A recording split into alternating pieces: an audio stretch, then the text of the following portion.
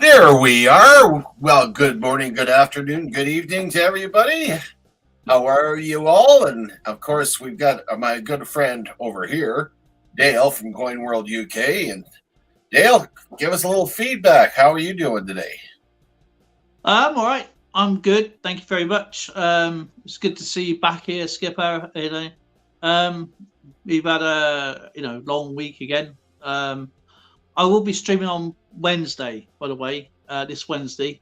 So let's have a look who's in here at the moment. We have cartoons and collections. Um, we have Digging Canuck, Christopher Ty, me, of course. I'm going to top chat. Live chat now, isn't it? Not top chat, live chat. Me, you, of course, Polar Bear. I'll tell you what I tried actually in that what are they called again? Razzlers. Razzles. They were nice. If you've never tried Razzles, try them. They're really, really, really good. Is it a candy? Yeah, it's American candy. Yeah, there's 3 types. I had the berry flavour or something like that. I think Lauren's got the sour. Oh, Zoe and Lauren's got sour, and I had the fruit berry ones. I think they're called. I don't know. I just choked them down like in a second. So they were really. I tried one. And I thought, oh, these are definitely a step up from the other ones. But yeah, they were really, really good. Oh, that's good. Oh, you got to no, Kinnamin. Kinnamin, I'm actually sorting out your mail actually at the same time. Well, at least I got my mail out to Kinnaman. I've had if anybody's interested, probably I've had an X-ray today with a gloop going around me today. So you say you have some gloop going on?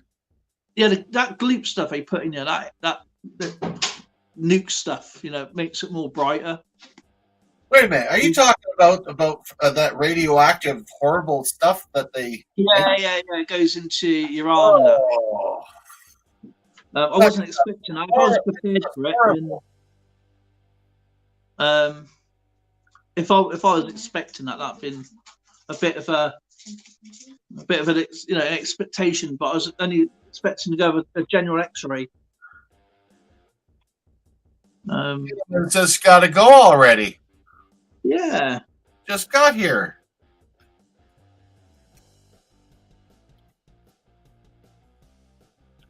Well, I went through the last of my son's coins that he sent me from his vending machine business. I've got that much to go through. I'm just trying to find my stapler. No, I don't have the fancy flips that you do, but I am definitely getting them ready. If anybody wants to pick up a few of these, I've decided to sell them to raise funds for my brand new grandchild that'll be coming around in July.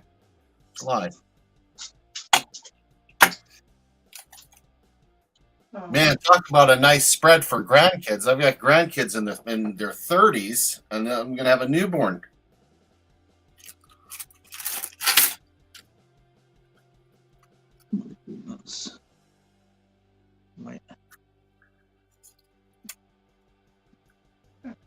Oh, I forgot I even had that one.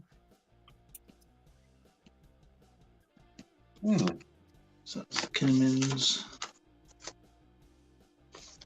Anyway, I hope everyone's had a good weekend, and yeah, it went by pretty fast. Let's see, slept most of it. Hung out with some friends, watched some good movies, a few episodes of The Vicar of Dibley. Oh, I love Vicar of Dibley. He passed away way too early. He did. Funny as how. Very, very funny. And of course, we've got DJ coming up to say hello to us. Hey, guys. Young fella.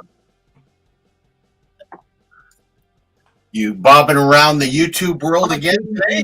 Yes, I am, Skipper. Yes, Hey, sir. you know that constitutes a hobby in itself. You know. For me, it's more like a job. Really? Oh no! A job is something you do because you have no choice.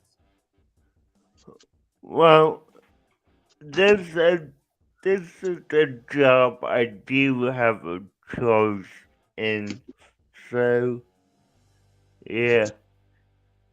But I'm only saying that because I have like on average 5 people to hop around to. Yeah, So, that's about right. Because if you hopped on too many more, I wouldn't be able to follow you. No, I'm not stalking you. But yes, I do realize that you do spend a lot of time supporting other channels. And how come you went in the dark all of a sudden? Oh, look at that. I yeah, feel no, I'm just trying to not be a ghost. You Oh, I know? thought you were flashing us there. No.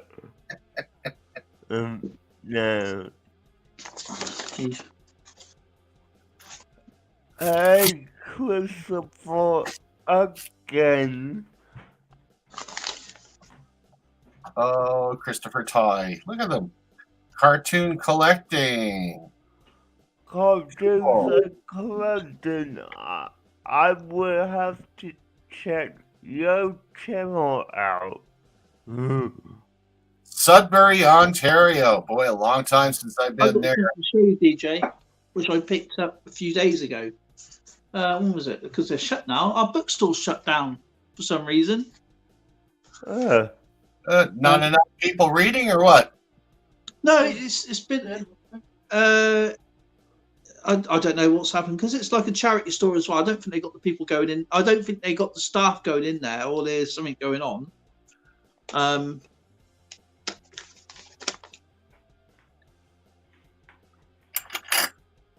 But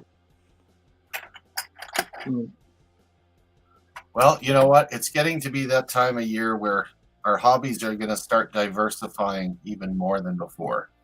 I mean, we spent up here in the wilds of Canada, a lot of us hunkered down, and a few actually did do some winter camping. They're welcome to it. When you get old, you don't want to do that anymore.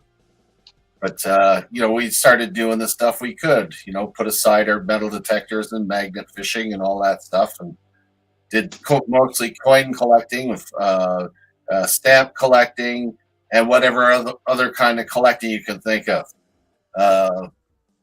But now the weather is starting to change, and I'm starting to see a lot more people out and about, and even I'm looking at grabbing my old walker and my cane and my metal detector and going to go and see if I can find some finds. Hello, I got something to show Cartoon Universe. You ready? I picked this up a few days before, obviously, the store shut. You ready? Yeah. Nice. Have a guess how much this cost. Right. That's how much the book. I don't know if you can see it there. Well, it's just there at £30. So around about about $40, $45 maybe. Okay. How much have you paid for this? Okay, so you paid £5 for it. 4. Gee, I was close. £4. Nice. £4. Okay. So The artwork of DC superheroes inside it. Let me convert that real quick. Wow.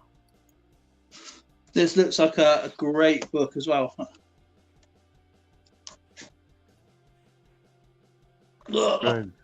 Oh, you lucky bugger, you can open it up and read it. Okay, so £4 sold is $4.92. So, Still pretty nice. good deal. Yeah, you Bad, got isn't a it? good deal on that. There's another one I want in there. And of course, it's got everyone's favourite on there. Wonder Woman. Yeah. I don't know why she's bothered wearing a uniform. The uniform's almost out of body. And I'll just give you a sneak preview. I have picked up some more banknotes.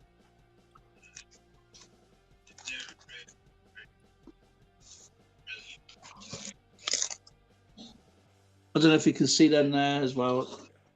Oh, I see Israeli there. Ukrainian. Nice. I look like Vlad the Impaler. Australian.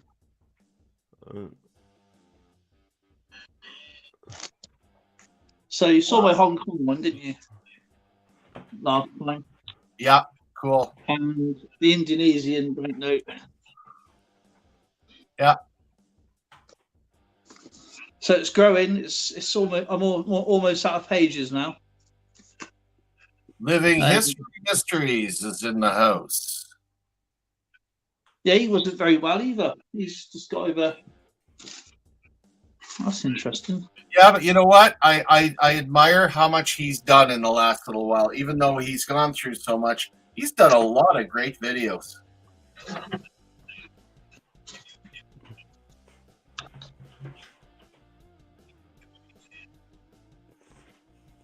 $1977. That's the year I ended up in Alberta. Oh, cool. Those are cool. You're not still at the top, didn't you? Not yeah, this is. That one there? Yeah. What is that? Is that the 77 set? Yeah, it's a 77 set. So I just Yeah. showed you. Well, it's the Jubilee set. Silver Jubilee crown.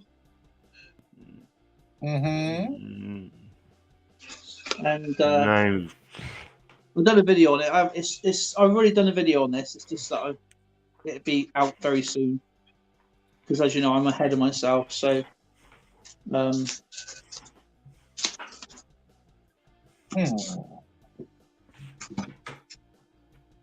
cool. Awesome. What else we got in here? Taffy.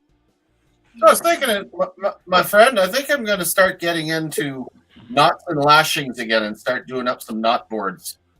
Great hobby, but it's something we could share with the folks out there, especially those that like pioneering skills or boating or want to tie their little sisters up and keep them from taking their stuff out of the bedrooms. Yeah.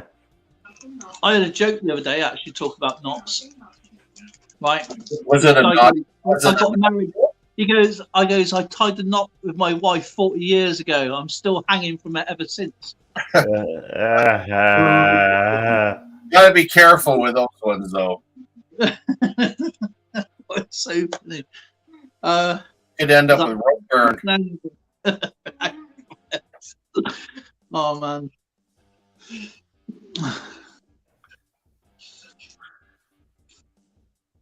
Okay, whack your. I don't know if Skippers can put the link in for you. Actually, About the dog joke, what screaming goes on the front. No. oh yeah, I talk. Yeah. Hang on, let me find this first. Hang on, I'm going to make sure I can't do this first. Something like that, but the goat like. Yeah. Well, you can see it. Oh, yeah. You're gonna have to put cartoons and collectors as a moderator, so they can put their his wife's his partner Good. Lincoln. What's Yeah. Yeah, what's green is they made of from? Okay, Lauren got this joke she heard the other day. Neil, and he goes, "What's green?" and goes, "I'm a frog. I'm a frog." What's green? Hey, I'm a frog.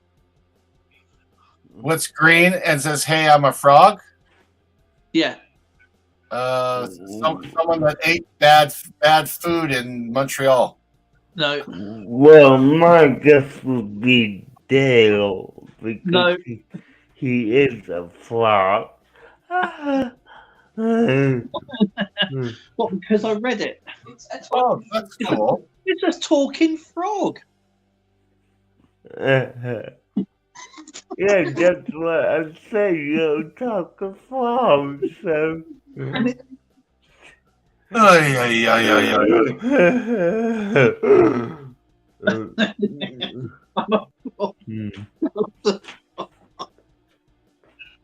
Yeah, and I've got Miss Piggy as a wife.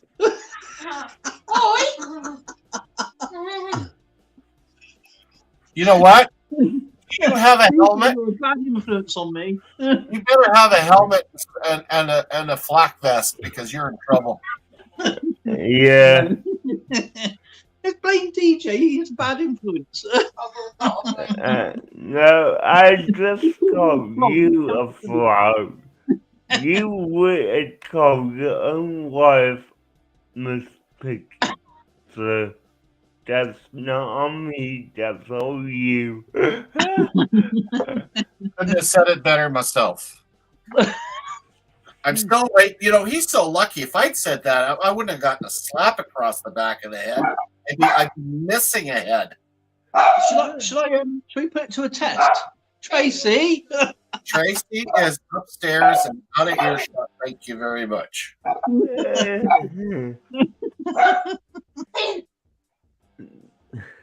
Yeah, I got this the other day from our bookstore. Shut up. Oh, let me try to grab that one. Hey, wait. Yeah. See, that's what Skipper does when Tracy's not looking, taking sausages and that off her plate. You know, I ordered a chrome-plated nose hair plucker, as you know, I need it once in a while. They sent me this bloody thing. They're not steel, though, aren't they?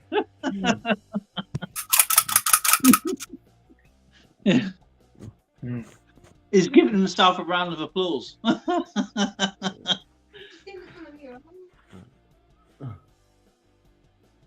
Don't you dare. I plan to add all the artwork cartoons on my channel that I donated to duck races on Coiling Them Out. Okay. Very cool. Right. So every court will find you not guilty. Say that. I would agree with that. Yeah, me too. Good gravy. I think, yeah, Zoe has had an unfortunate accident. She found me. Oh, no, come on now. Okay. Christopher Ty says, Zoe, if every court will find you not guilty if Dale has an unfortunate accident. Yeah, you go. Oh, you just said.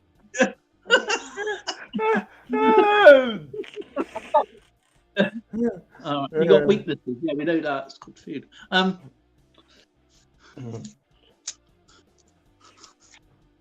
That's what I have. Ready? I wouldn't know. It is a. Oh, it's just a whisper. Okay. Yeah, I know. I can get them. I can get them here now. They're only like $4. $7. They're only like gunpoint.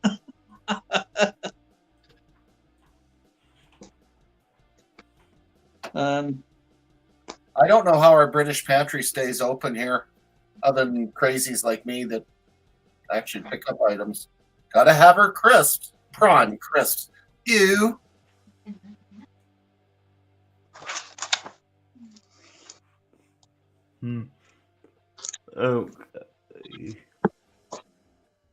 Cadbury with my goal. The 2000s.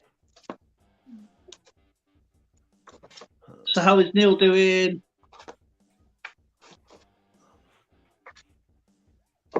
I got to figure out all these wonderful little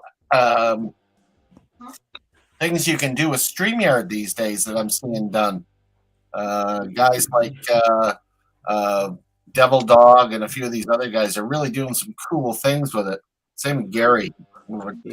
Yeah, you know what's cool? You could make your own layout now.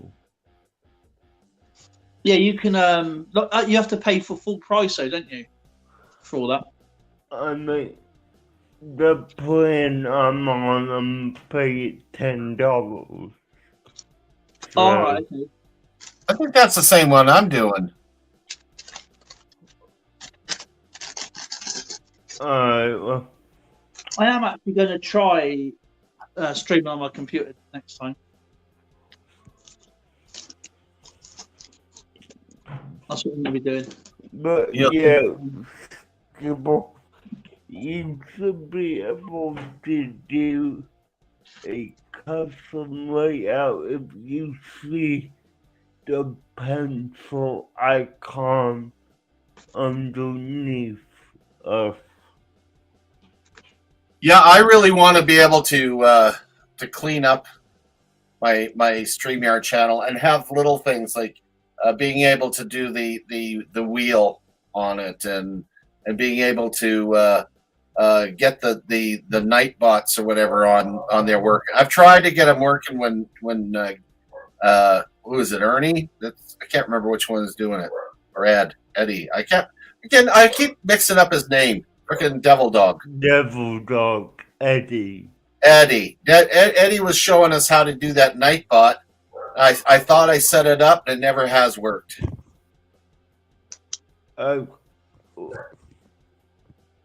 Well, I know Eddie does it a bit quick. Would you like me to kind of help you out with that? You know what? You're the brains in the outfit anyway. I already know that.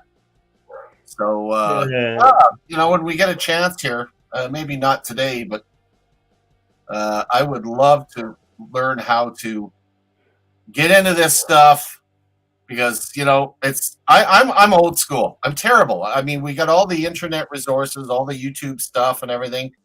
Unless I got somebody that I've dealt with for a while, or they can sit right next to me and explain things. I'm as thick as a brick when it comes to tech. Yeah, I get that, and I don't mind helping you when you need it.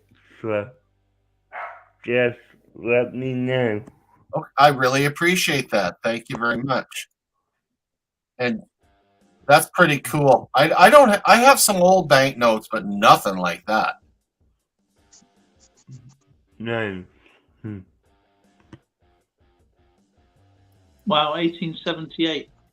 Yeah, You got those Princess Patricia's though, haven't you? I do, but that's 1917, Oh, okay.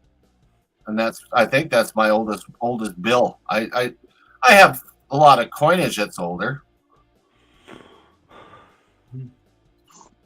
Yeah. Guess what came in the post the other day, which I also done a video on, which I've been waiting for. I thought it was actually going to take about 3 weeks to get here, but it came. I've also done a video on that as well.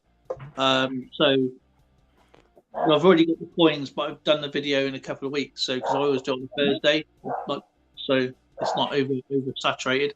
So is my King Charles II coin. Ooh. Ooh. Where did you pick that one up at? Just one of the coin stock shops online. Just searching. I explained Wow. about it. I spend probably a good 2 or 3 hours on different coin stores because you may find some have a like a bargain basement bit. So they try and get rid of coins they've had for a long time. I mean, it's not the best looking coin by any means. Trust me, it isn't. Because the next one up is over 400 quid from that. Yeah. So Yeah. my one Now, cost me a measly £2.50. So you can imagine the thing of it. But you can still read it and everything. I Right. mean, on camera, it doesn't give you like the same effect because in Yeah. real life. now let me ask you all. On average, how much will you pay for a coin? Or an average. If I was every Wow. month I do a thing, okay. And what I do, I look for something old, something unique, and something silver. Okay. So I'm not really after anything specific in a way of having a collection. What I do is I look on eBay, okay, and see if there's anything that pops around, or if I'm online, I'm watching people's channels and they come up with something unique, I will then look around. Like Jason has got a prime channel for that, Sandman Coins and Collections, Collectibles. He has got a great channel and he's got amazing coins. So there's no way I can get and afford the stuff he has. So, and I'll go around and I got my coin. I have my coin book every month. Okay, like the other day, Zoe and Lauren took Finn out to the park, and I went with them. And because it's a big park, I can't walk around it because of my hip and everything. So what I do, I'll sit in the car, and I'll go through, and I'll have my coin book with me, and I'll go on the websites on my phone.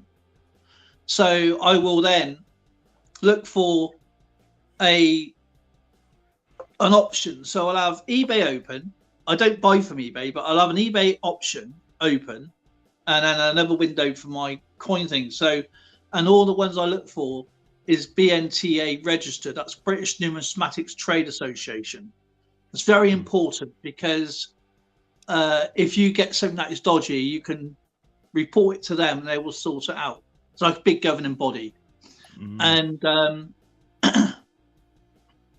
so what I'll do is at some places we'll do free posting. Okay. Now, if that coin is, say, like the King Charles coin, I wasn't actually specifically looking for that coin. I was just going through the websites, lots of websites, and I'll go, right, I'll buy a couple of coins from there, and I look at eBay and I think to myself, man, that is like, eBay is like 5 times as much. And then you've got to look at the postage. Just see what I mean? It's like I got some American coins as well. Yeah. And from a British coin store out of my book. And so I go all through around to the things. I look at the auction places. I look at I'm signed up to some auction places as well, but I haven't actually managed to buy anything from there yet. Because some of them have auctions, but they have like you call it buy it now type options. And you just buy them. You don't pay any commission on because that is what the price they pay. They're probably out in their stocks for years. And they're just trying to make room or whatever for other new stuff coming in. Or they sometimes just can't even bother to go through it. Right. So you were mentioning your tradition, how you decide on what you're going to do monthly. I thought verbatim you were going to do the same thing that I do, because I do something old, something new, something borrowed, and something blue. it's like that set there, right? Funny. Like, I got that for less than 10 quid. That's really good. Way less than 10 quid. And the coins come from, I think, 6 different websites. But because I'm in the car, I'm not writing anything down, so it's worth going. It's probably people with comics, cards, and whatever, and stamps and things like that. We have one physical shop, which is in what we call Bassett's, Royal Wootton Bassett, but we just call it Bassett. And because it was not long changed ago, when they had the soldiers going through RAF Lynham. So I'm not sure what year it was. I think it was the for the repatriation of the soldiers, and it changed to Royal Wootton Bassett. But I lived in Bassett myself. I lived on the High Street for 2 years when I was in college, and that coin store is so expensive, really expensive, and next door is like an antique shop, literally just one down, and they sell Morgans, piece dollars, banknotes at quarter the price, so if you're ever into like finding this stuff, go to antique places, because you might even find some decent comics, cards, photographs, and other things like that, because it's something that people bring in, or they go out and buy bundles of stuff, from other auction places. But me personally, I probably spend around about £20 a month on coins, if that. And Okay. sometimes I have around about 14 coins. Sometimes I have was it 12 coins, 12 or 14 coins when I got this other haul. That's going to be shown in a couple of weeks. It's I'm always ahead. So because I wasn't expecting this one to come in for a little while, because it was from an auction place, and it was £2 in the thing. I always check, because they're trying to get rid of old stuff. So it could be stamps, it could be anything really. And if I do buy off eBay, it's through like Zoe's. Not it's like your other one, isn't it? You're buying one. So I'll say, can you get this for me? And she'll go, right then. But I'll send the money over to her, so it doesn't affect her. You know what I mean? It doesn't affect her flow. And we lost Skipper. What have you done to him? No, You did play around with StreamYard, didn't you? You made him disappear. That's a good trick. No, I think you bowled him away. That's all right. Like the rate then.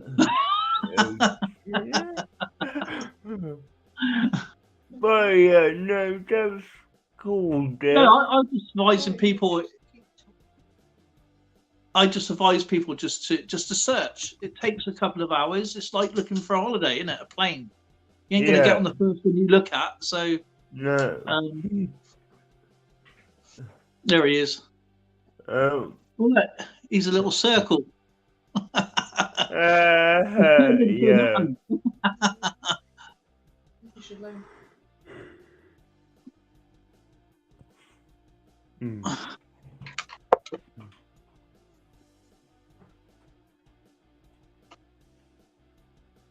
Oh, that's the same. I know what it says. No, If you want to come online, come online. I want to come online. I'm just sitting here.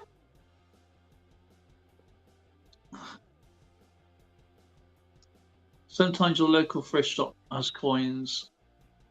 Oh, hang on a minute. Sometimes your local thrift shop coins. Canadian coin set a while back. Yeah, we used to have a flea market, a car boot sale, but they closed down because it's like on a speedway track, and they're doing up the speedway track and dog track, racing and stuff. So they used to use the car park for that. But And it's all been built up over there, so I don't know when it's going to be reopened again. I don't collect coins, but I like looking at them. I could send you some I found. That'd be pretty cool. I'll have to send you my details. Yeah, I will. I will, Neil. You're absolutely right. I'll send her to bed. Go to bed. Go on. Yeah. I was going to say there ain't a punishment right now, nothing. Look, Skipper's an atom. Hold on. He's probably is talking, and it's probably his tonsil.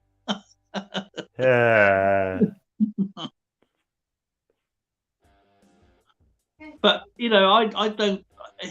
To me, collecting is not having. It's not about racing who has the best, who has the shiniest, who has, you know, who's got the most quantity. It's about having fun.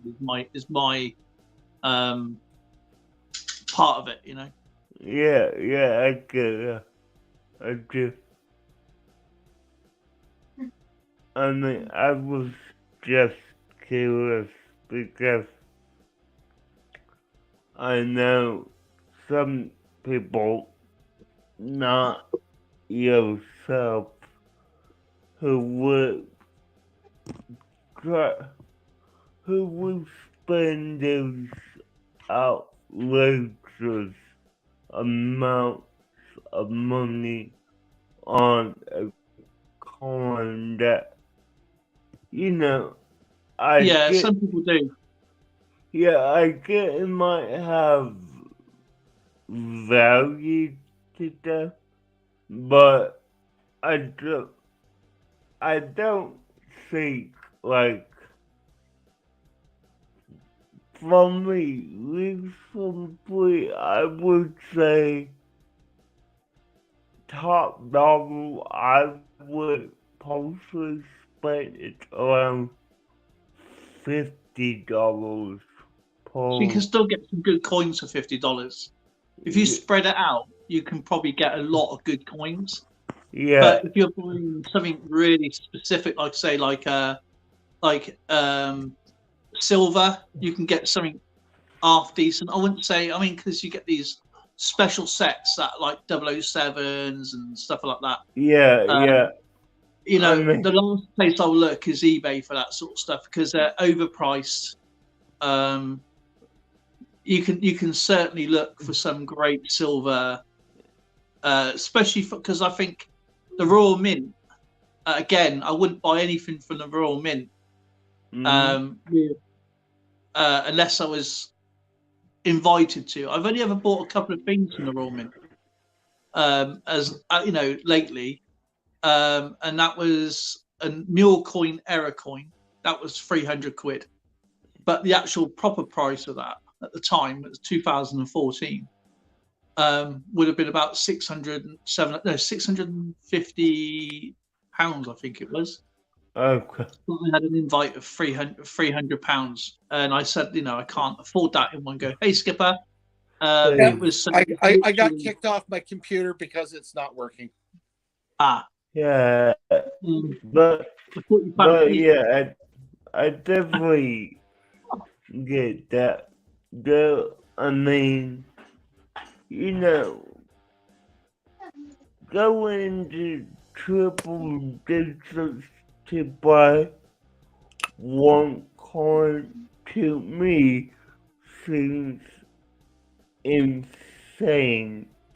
I mean, double digits I get because that's what most others will go to is double digits. But, you know, I possibly would not go above 50 for my limit. Yeah. I mean, I would never go above my Mings. Never. You know, that's the best advice that any of you guys could give. Stay within your means. I mean, if you can afford a $2,000 coin, fine, if you can afford it. But if all you're going to afford is a $50 one, then that's okay. Stay within your means. Yeah. So, Don't get yourself into trouble for coins. And remember, when you're buying from somebody, ask the right questions. You know, if they haven't got a COA with it, like, you know, when I knew that was from a BNTA registered shop, so that's why I didn't have to worry about the questions and stuff like that. So, I mean, I look at eBay because sometimes it's actually quite funny, because there was a Paddington Bear on there the other day, and it was going for £1,600. So I decided to ask some questions. I goes, "Is this really rare? What is the mintage say on the? Why is it so rare? Because, you know, I don't collect coins, so I'm just looking at it. It's really, really interesting." And the person wrote back, goes, "This is, I don't know if I can actually get to the thing. Hang on a second. Just my message, because that's eBay, yeah. So yeah.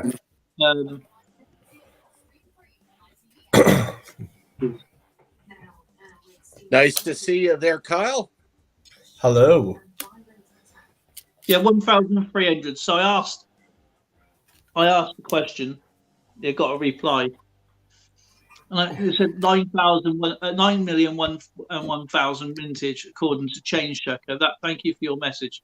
So, how do you know these? Because how do you know these coins are rare? Please let me know how, because I'm new to collecting and stuff like that. These coins, and I said these coins just have 10 million. Why it's so expensive? Are they gold or silver? You know, I can get gold rather than this coin, but I have not heard anything back. And it's a Paddington Bear coin for 1,300. Yeah. Oh, buy it. Just Jill, sell your car, buy it. Bargain. Hey, I said sell your car and just buy it. It's a bargain. I saw the car. I definitely won't be in the stream. Sell your sister. Sell something. Just buy it. Oh, trust me, if I sold my sister, they'd be asking for a refund. Yeah.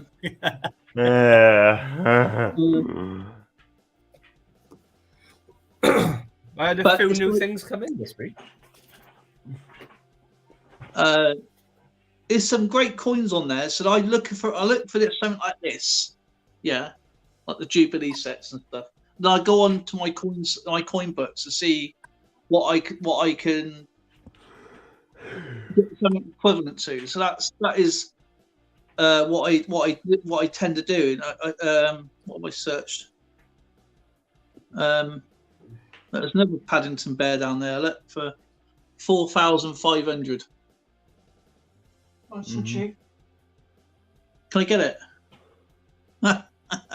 You're Yeah. right. You reach your own. But you know, it's I just Have you literally got just one of these, Dale? oh, what's that? What is it? It's the WWF. Ugh, Oh, I gotta get my bag. yeah, I got them. Yeah, Oh, that's cool. yeah, I got the WWF. It's yeah. the PNC.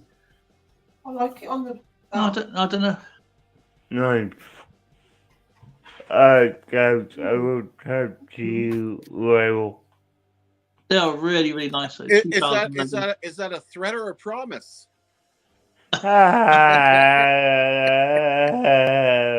I'm gonna take you up on that help, though. I really need it.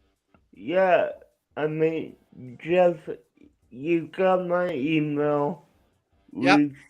Reach out to me and I will help you. Will do. Thanks, Shakespeare. DJ. You're welcome. That's a I mean, pretty cool looking set. Oh, that's nice. Yeah, Shakespeare it's the set. Yeah, I got Shakespeare set. Yeah, it's like there's an actual era one of these ones as well. Alongside that one. yeah, So I sold. with the I sold mine at a blip of metal on top of the skull, on the histories. No, sorry, that's the histories, Prodigy. comedy, and the History. Tragedy. No, sorry, what's that one again? Tragedies. Yeah. Tragedies. Histories Tragedies and comedy. and comedies. Yeah. Is Yeah. that referred to as the Three Willies? Yeah, probably. Three Willies. On the tragedies one with the skull on the edge, there's ones with the wrong edge inscription. So it's supposed to say what a piece of work is a man. But on the era, because they still had the edge plating for one of the standing shoulder to shoulder, £2 Yeah, that coin. one- Yeah, so the wrong one says standing shoulder to shoulder around the edge Yeah. on it.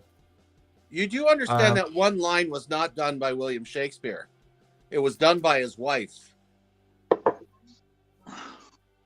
Is it? Yeah. Oh, fair enough, then.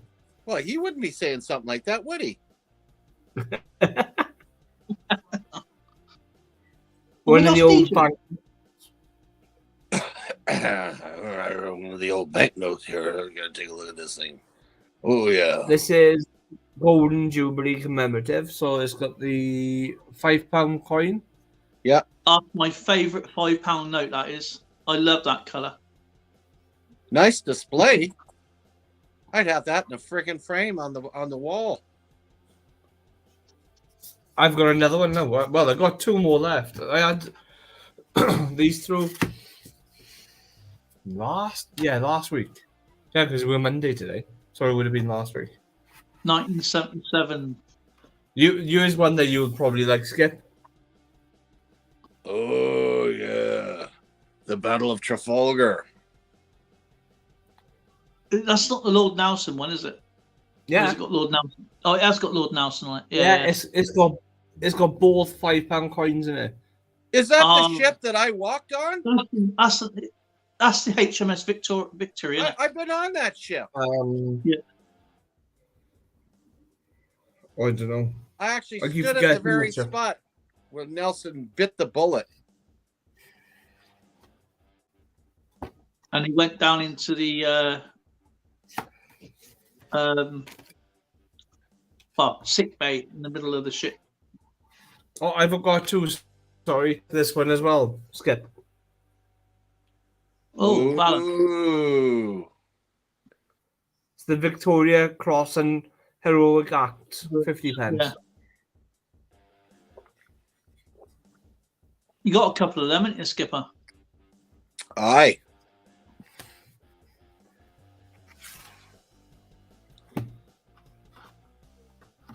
Yeah, when it comes to my military I wish place, they had colorized them though. Then they had a really good opportunity to colorize them because the navy one is different to the navy ribbon is a blue or a navy blue, and the soldiery is crimson ribbon.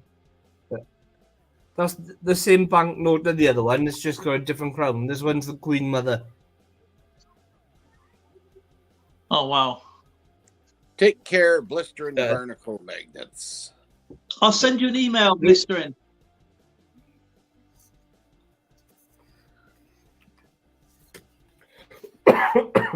Did you see my new piece of equipment that I bought as well, Patrick?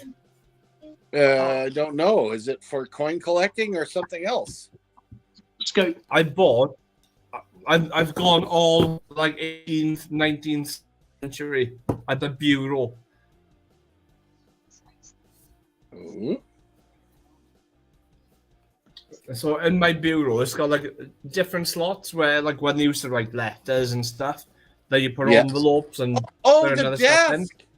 The Yeah, desk. Yes, you're finally getting a space of your own. yeah. Well, I'm what I've done. I've put it in my office upstairs. So I'm having a massive clear out. So in each individual hole, then it's perfect for holding different coin flips. So I'm gonna How look. handy. So I'm looking to buy in bulk, hopefully at some point soon. Hmm. So I can just fill up the holes with all the different sizes of coin flips, and Oh. it might encourage me to actually bother to flip my coins now, because at the moment, I'm just like, oh, Yeah, it's oh, called falling behind on your hobby. I've done the same thing. I got bowls and bowls of coins I got to sort through yet. Oh, yeah. He's froze. Yeah, in mid yawn too. Look at that. problem is, Oh, is it going to catch up? There he is. He's back. yeah, this is a little bit. The only problem I get more motivated when I'm chatting than like the people when they flipping their coins, Hmm. and that's when I get more discouraged. Like there's no chat, just get bored. I just need a few people to buy a whole bag of world coins and then just jump on chat with me and flip at the same time. Just to give me a bit of a boot up the backside. How much you sell for a kilo of world coins? Well, I've still got a tab anyway. Kilo. So the problem is the postage. Is because it's going to be so expensive. So I'm still building my tab up. Every time I get doubles, I'm just chucking them straight in my tab, and the tab's going nowhere. But I've got to. I have to try and list and get rid of it because I've got too much now, and the tab's using too. Because I thought a kilo and anything under 2 kilos is like $3.25, isn't it? Is it $3.25 postage kilo? I don't know. To have it tracked Oh, or whatever. Curse. Don't Well, forget it'll automatically have a tracking number on it, won't it?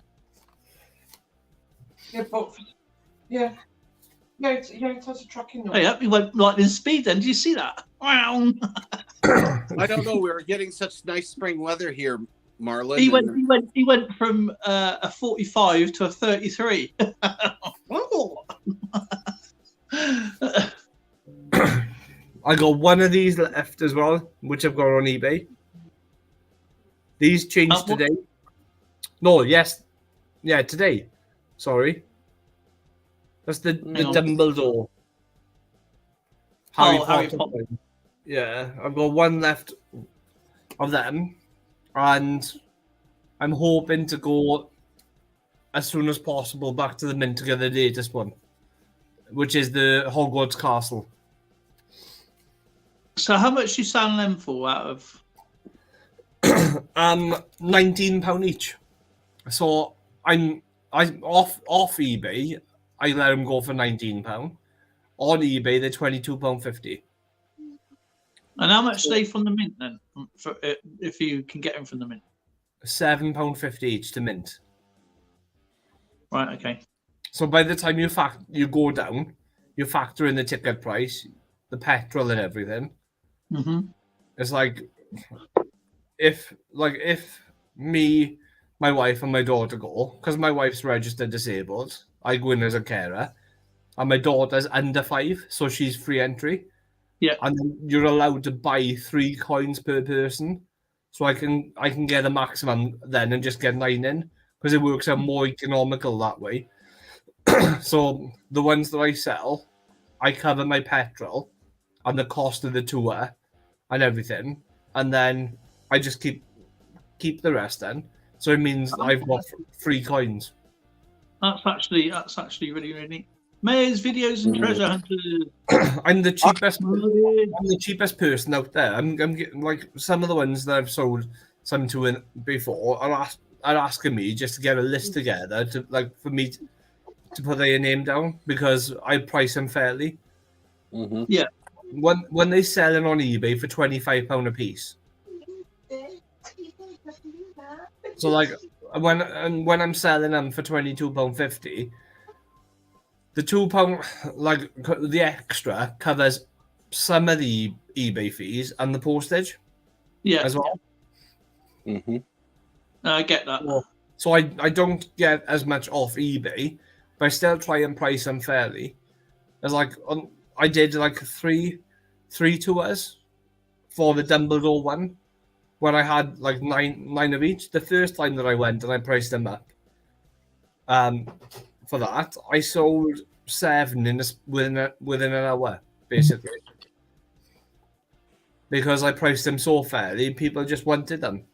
And I'm hoping like they'll come back, because it means then that I'm not wasting like too much time traveling all the way down there, getting them, and then listing them on eBay, and then waiting for like payment and everything. I just rather price them fair, so those who can't travel, like I was sending some up to like Yorkshire and Scotland and stuff.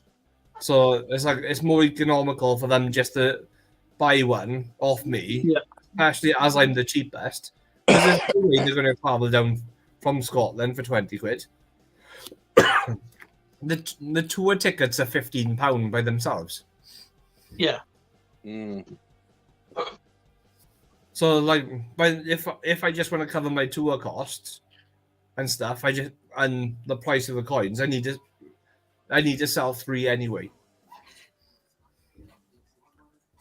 And like Just petrol, 'cause to break even sort of thing. it costs because it'll cost me nearly £10 in petrol just to get down to Llantrisant and back home, because it's a 40-minute round trip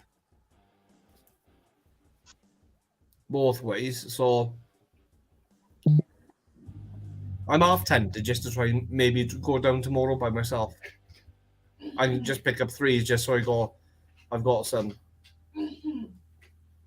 So you think doing it and factoring in all these costs to figure out whether you can afford to do it. I'm doing the same thing. You guys, between you and Kyle and Dale, Tracy and I sat down figuring out our UK trip. I got We're gonna load up. If you see me clapping like that, it's not because like we're doing anything magnificent where I'm doing a round of applause. It's just fruit flies just cheesing me off. Yeah, I can understand that with all the plants you got in the house. Anyway, Yeah. So we were figuring out how much it was going to cost for us to fly to UK. How I'm terrified of driving over there because I've already experienced it. You guys are all nuts. Yeah, and the roads are too narrow. Anyway, then I said, well, okay, let's see. It's going to cost $650 to finish her citizenship. Then it's going to cost several $100s for her passport. Now, that's going to take 3 years minimum for it to get through. And by then, I hope to have enough to be able to head down towards, we want to go through Wales. We want to go through all the London area and Swindon and That's Salisbury. one road anyway. That's one road. It's the M4. Yeah. From Kyle's to mine to London is just one road. But she says to me, she says, I don't want to see my family except my brother, but we got to go see Kyle and Dale and their families. Says, oh, okay, cool. You got my vote. And then it's up the M5, M6 to Manchester. So, Manchester's the worst journey because it's so far north. It's like 5 hours from where I live, anyway. Well, how far do you think is far? Yeah, you got to realize they do. I'm in Alberta. An hour, like if you live in the UK, anything further than an hour's drive just ain't worth it. Yeah. It's an hour and 15 minutes one way just to see my sister. You poor devil. You wouldn't drive anyway? No, what do you mean I wouldn't drive anyway? I do drive. You up the wall, but that's about it. Exactly. I gotta be. Kyle, I have the same driving license. I gotta be in the mood for drive-ins. Like since I've been home working and stuff, because like on my days off, I walk up the mountain because we've got public footpaths all up the mountain. It's like if I need to go into the town, because my town is a mile and a half from where I live, I just walk down and I go via the mountain. So I just enjoy the scenery and everything, and then do my shopping. I'll take a rucksack with me, and then I'll carry whatever shopping that I can in my rucksack, and then I'll walk in. So you're not in the suburbs, you're in the sticks. pretty much. Well, my town is classed as a large town anyway, because our population in my town is about 21,000. 21,000. That's like a city.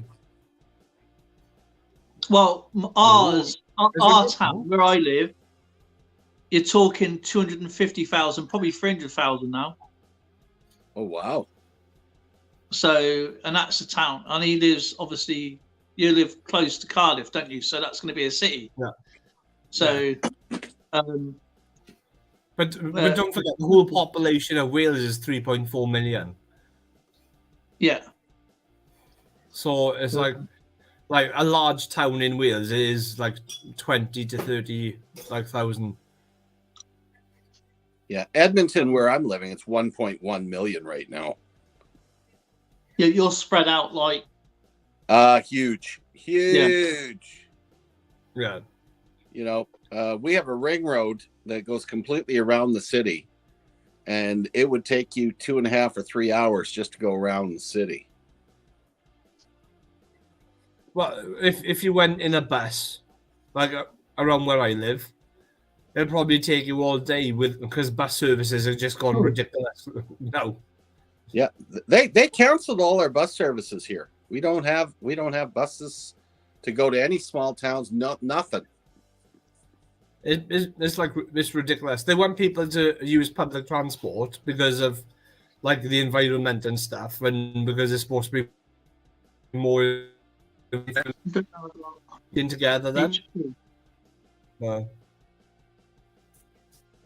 it's just not happening unless you're like over 60 with a free bus. You hardly see anyone. Yeah, it's just not worth it. Mm-hmm. Alberta's the same. You got to have wheels here. It's just too far. What I don't get is like if you go back years ago, like more places were connected by railways just because there was a lot of coal industry and everything. With the mines and everything. That's what Swindon's all about is our railway because we had the main hub. Obviously, we built the trains here. We've done every train carriage from steam all the way up through until 1986. And even the Queen's Line and the Northern Line comes through Swindon from Innsbruck, Kingdom Brunel. That's why we have the statue here.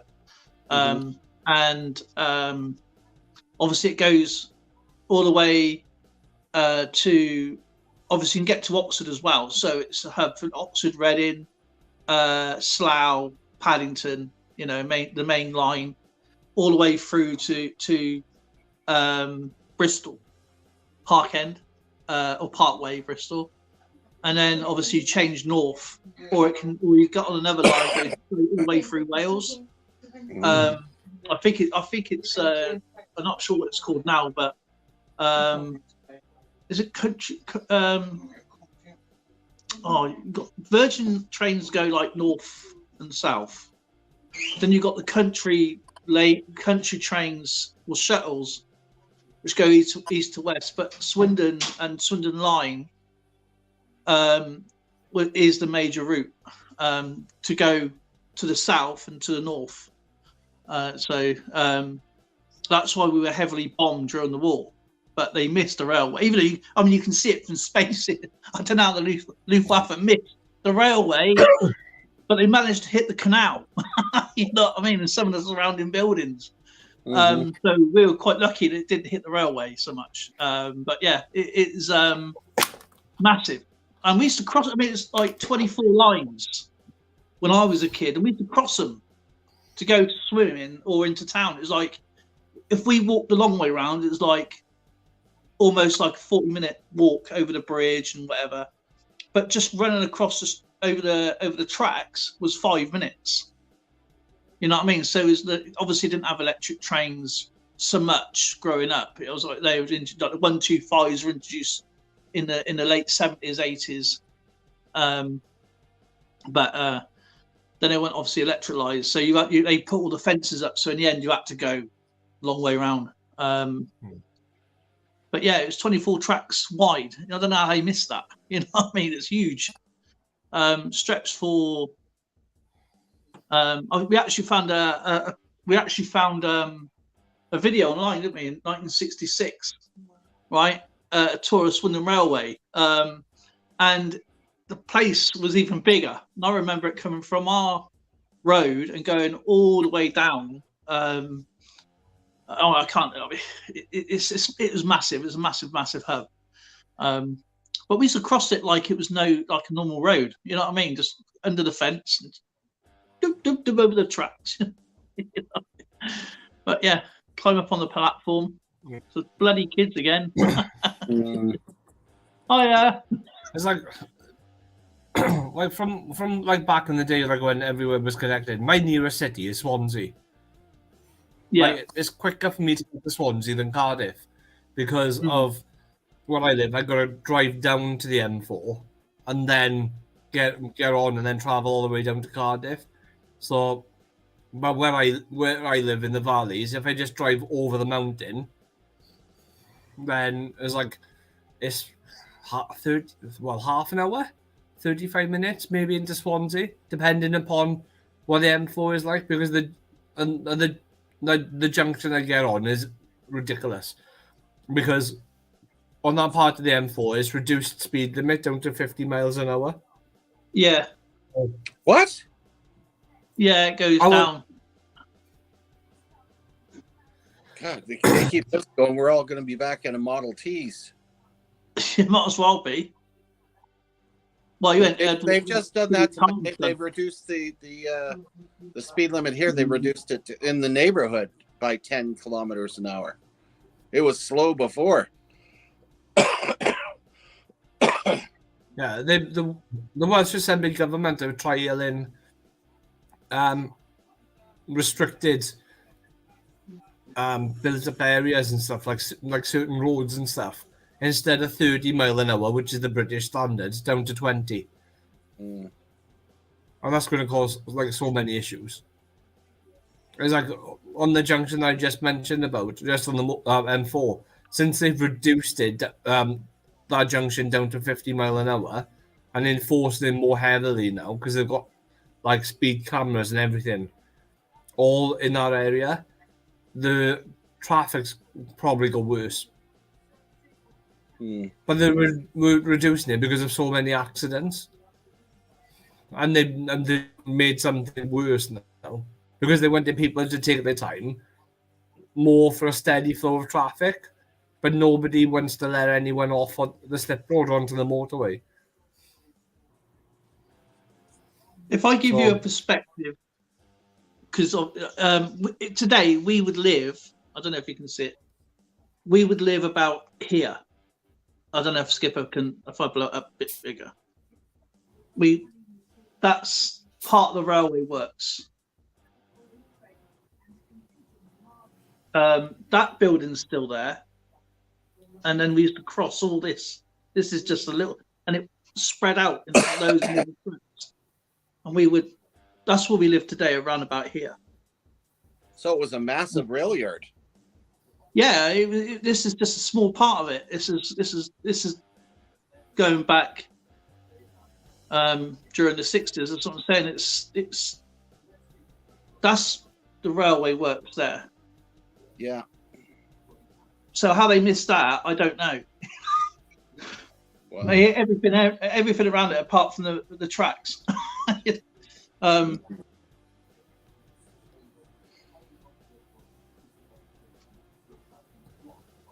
was massive. I mean, it was huge. Marlon, if you're still on, let me know. Yeah, I saw the trains there.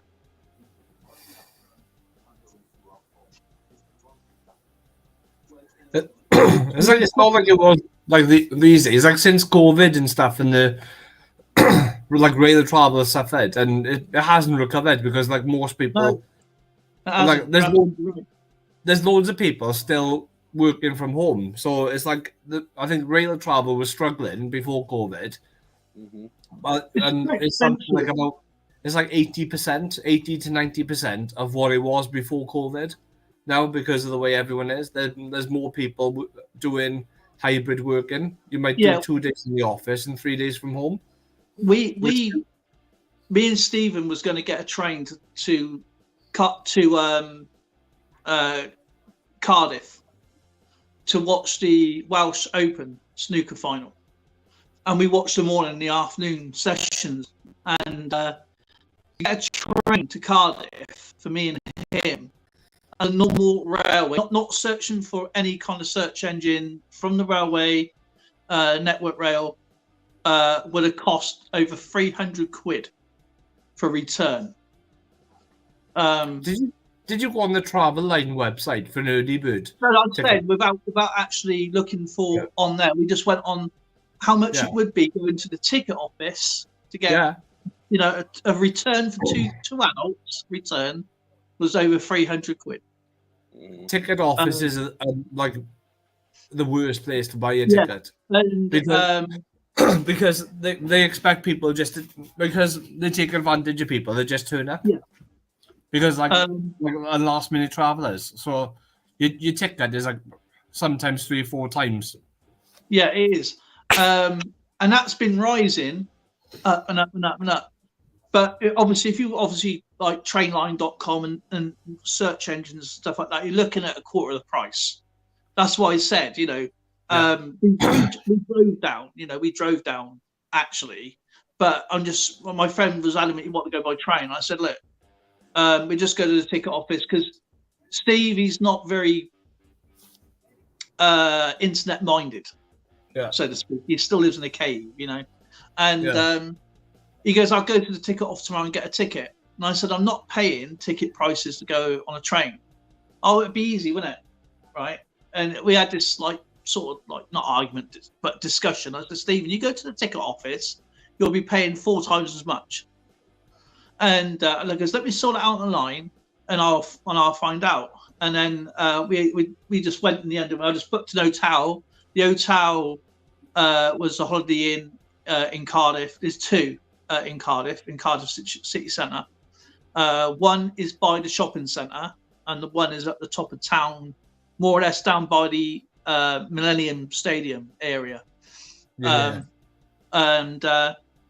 You just go by the castle. You got the castle in the centre, haven't you? There's one just as you went. You got the Millennium Stadium on. If you're coming out the castle, you got the Millennium Stadium on the right. You got to cross over the road. It's just down through the. I think it's near McDonald's, the top end. Right, I won't know what you call it, top end, bottom end, whatever. Yeah. But there's another one right down through the shopping mall, and you come up. Where Weatherspoons is. Which one? There's like 4 or 5 Weatherspoons. Right, it's one of the bigger ones. You got like 2 stories, I think. But yeah, we went down there, didn't we? We drove down there, didn't you, first? So yeah, it was easier. It was like 40 quid worth of fuel. The hotel was. Well, I wouldn't say hotel, but the Holiday Inns were £20 a night, wasn't it?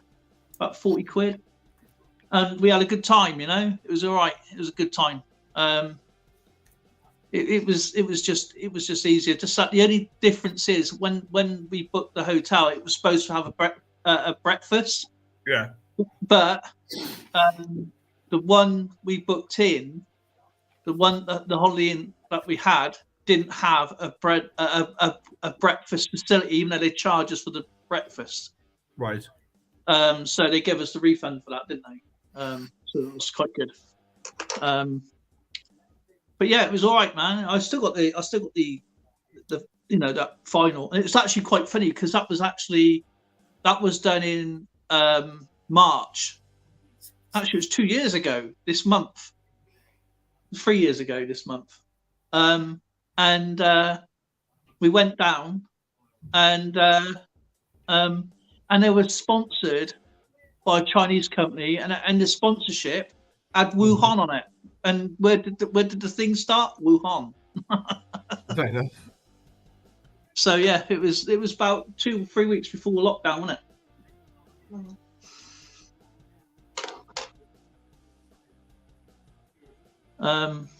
1998. That was the year Quebec Canada was completely frozen with ice. Dale Skipper Tappy, just doing our best. Mayor's coins, or Mayor's TVs. Treasure Street. I got 2 stickers today. To the live mail. Cool. I remember the ice and storm. Polar bear. I'm just having a quick look, just like your ticket prices, because we're talking about them. I remember when, like, even just like, this was about 15 years ago now. So not even like ages away. I could buy a return ticket to London for about £30 to £40 if you bought it right. Yeah. Or an early bird. And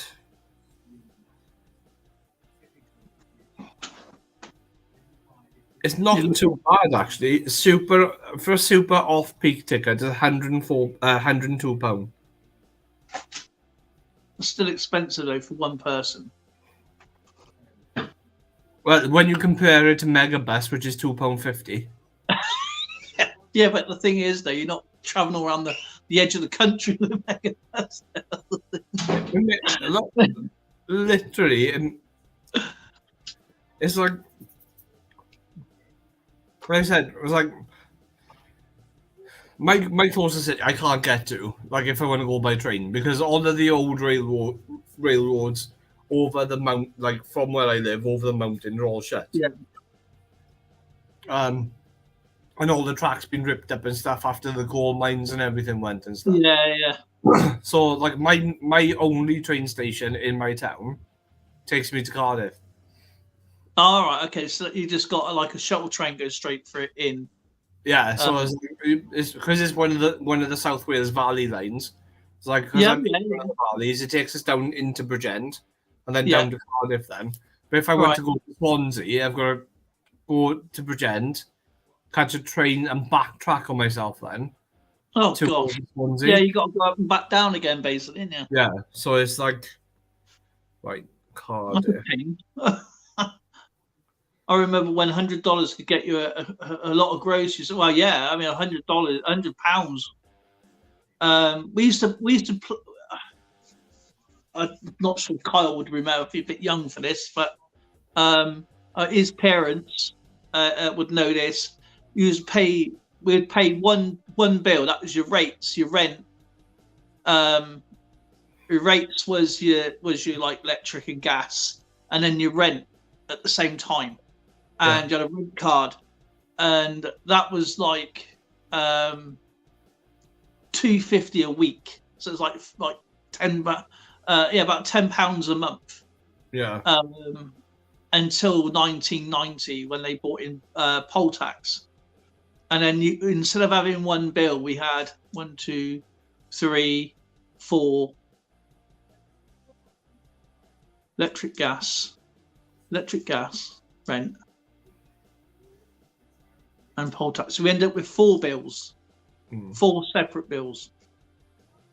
And obviously, if you had your mortgage and whatever, obviously you have to pay rent. But yeah, $100 would have been that would have lasted us for a long time. You know, if you remove all the poles from your house, maybe you wouldn't have to pay the poll tax. I wish. I remember. I hate that. I was looking. I was in 1990.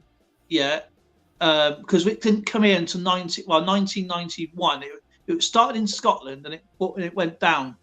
And I just obviously didn't understand politics at the time. You know, I was 17 and I was looking forward to my birthday rise. It was 25% your wages, and I was on a really good wage, really good wage. And when the poll tax came in, I was taking home less than when I first started when I was 16. Because I had to pay this stupid poll tax. Then we had to pay PAYE tax and our national insurance. And I didn't understand what this blinking poll tax. Because I said, "Where's my money?"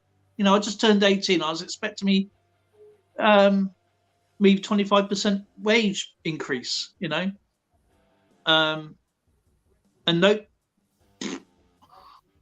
As I said, we used to pay rates. Well, my parents used to pay rates. That was TV. That was gas, electric, and your rent in one go. Yeah.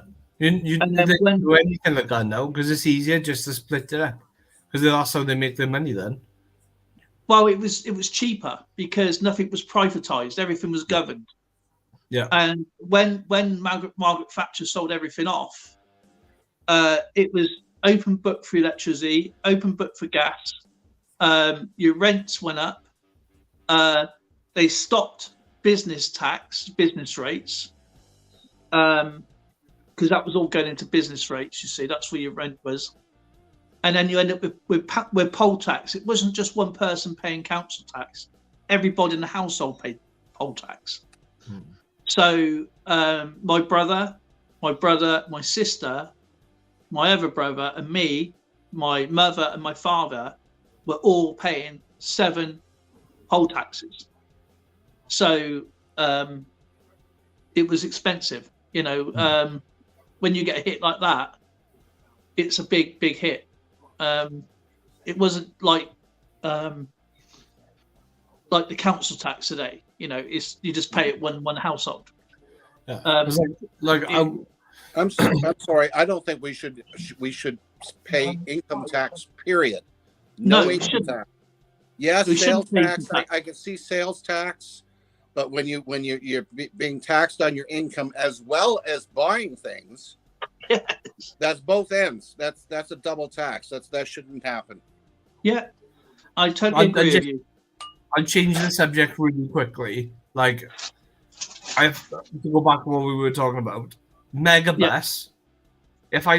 Because my birthday is soon, and if I travelled on my birthday, to London from Cardiff, cheapest ticket.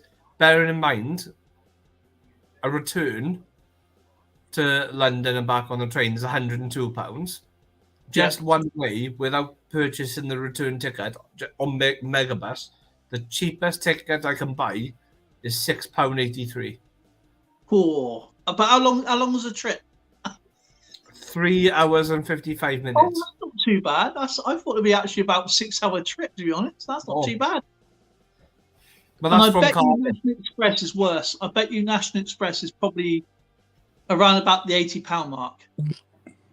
More than likely. So, And that, do you know what, Megabus? I was actually quite surprised how it is. Income tax is just a rip-off for us, for everybody. Yeah,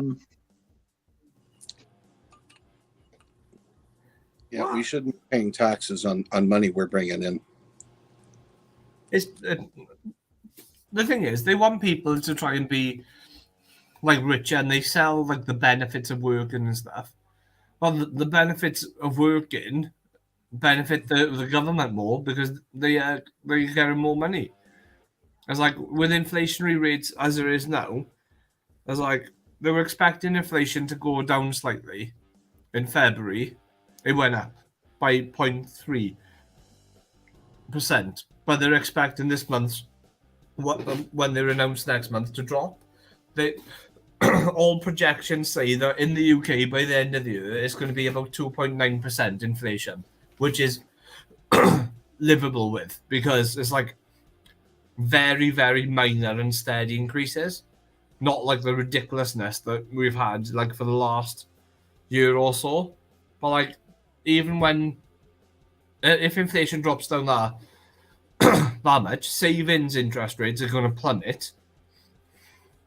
Yeah, but when they plummet, I mean, you're talking. They sound like they're doing you a favour. It's only gone down by 0.5%, and it's gone up by like what 4% in England. Like in the in the 80s? It was like when I was looking into like some stuff. Interest rates in the 80s were 18%. on like Well, on- the cap was 17.5%. yeah, it was like it was high. It was like it was quite high. But then interest rates on savings were something like 15%. So when you had savings and stuff, you weren't feeling anything because you were all, Well, I mean, I remember the 80s really, really well. When I got, well, as I said, when I had my money, I was 17. I was 16, 17. I was my very first job was working in the sewers, and I was on £25 a day. that's a bit of a crap job, isn't it? Yeah, but it paid well, but only worked for a couple of hours. Yeah. Only worked for a couple of hours because we had to do so many drains, and that was it. It was done. So some days you work 4, some days you work 2. That's £25. And considering most people were doing paper rounds for the 3 months of what I was doing in a day. Yeah. You know, and my brother went to work because I took over that job. It was a summer job, and I had 25 quid. Don't forget, we didn't have mobile phones, we didn't have computers, we didn't have the internet. So people had money. You know, people had lots of money to spend. You know, you had the yuppie era coming out.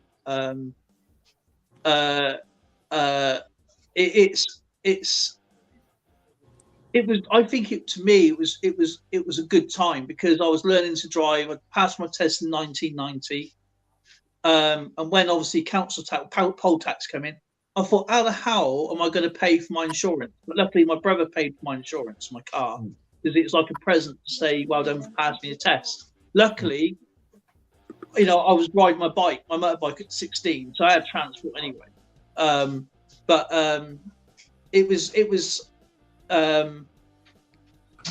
It hit everybody, that poll tax, and it wasn't just a poll tax of like area; it was a postcode tax. I mean, we were paying so much poll tax, and then but the other side of the road were in a different postcode, and they were paying twice as much as what we were paying. You see what I mean? So, and it was terrible for everybody. I'm just laughing at Christopher Tyer's comment. Yeah. He was just going through the motions in that job. Yeah, it was actually a really good job. Actually, I enjoyed it.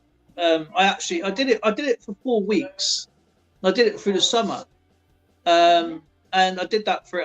I used to take a couple of weeks off my main job to go and help this until the health and safety sort of more or less come in and stuff like that.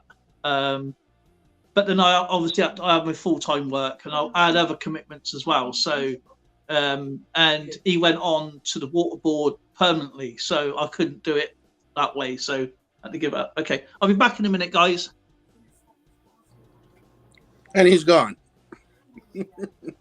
But yeah, it's just like in the 80s, it's like when interest rates were like 15% on savings. It's just like a small like 2 to 3% difference in interest isn't like massive. So like if you're getting our savings interest, as long as you're getting even a small increase in wages and stuff, you're covering your back with any inflationary like pressures. But that's the real problem, though, Kyle, is that I don't know what it's like in the UK, but here in Canada, inflation always outstrips pay. Our salaries never come up to what the inflationary rate is. Never. Even pensions that are government-controlled pensions. I'm lucky. This month I had a 10.1% pay raise. So never see that here ever. So I've been really fortunate, but as like in the last couple of years, like the increases for annual pay reviews have been like 1% or like 1.5% when inflation's been like about 2 or 3%. So the gap's been increasing. It's like from when I left working in a supermarket, like to the job that I'm in now, for me it was like a £4,000 pay raise. like off the bat, just for moving. So it was a no-brainer for me. Yeah. And even though it's like on the telephones and stuff, and well, they say customer service, it's like it does sometimes exist in the banking sector, but it just depends. It's like I'm I'm reading still the comments there because some of them goes But then when you factor in, it's like with our best candidates. with my wife and I, like because of COVID and stuff and the way the industry was moving, we stopped 24-hour banking on the telephone. So whereas I'd be like Patrick would know, I'd be on like with the guys like when I'd be on breaks and stuff like that when I'd be working nights because COVID killed the telephone lines. At one point, I was getting like 4 or 5 telephone calls in a 10-hour shift, like throughout the night. After about 1 o'clock in the morning, I wouldn't have another telephone call until about 5 o'clock in the morning. It'd be like stupid. So he kept us company.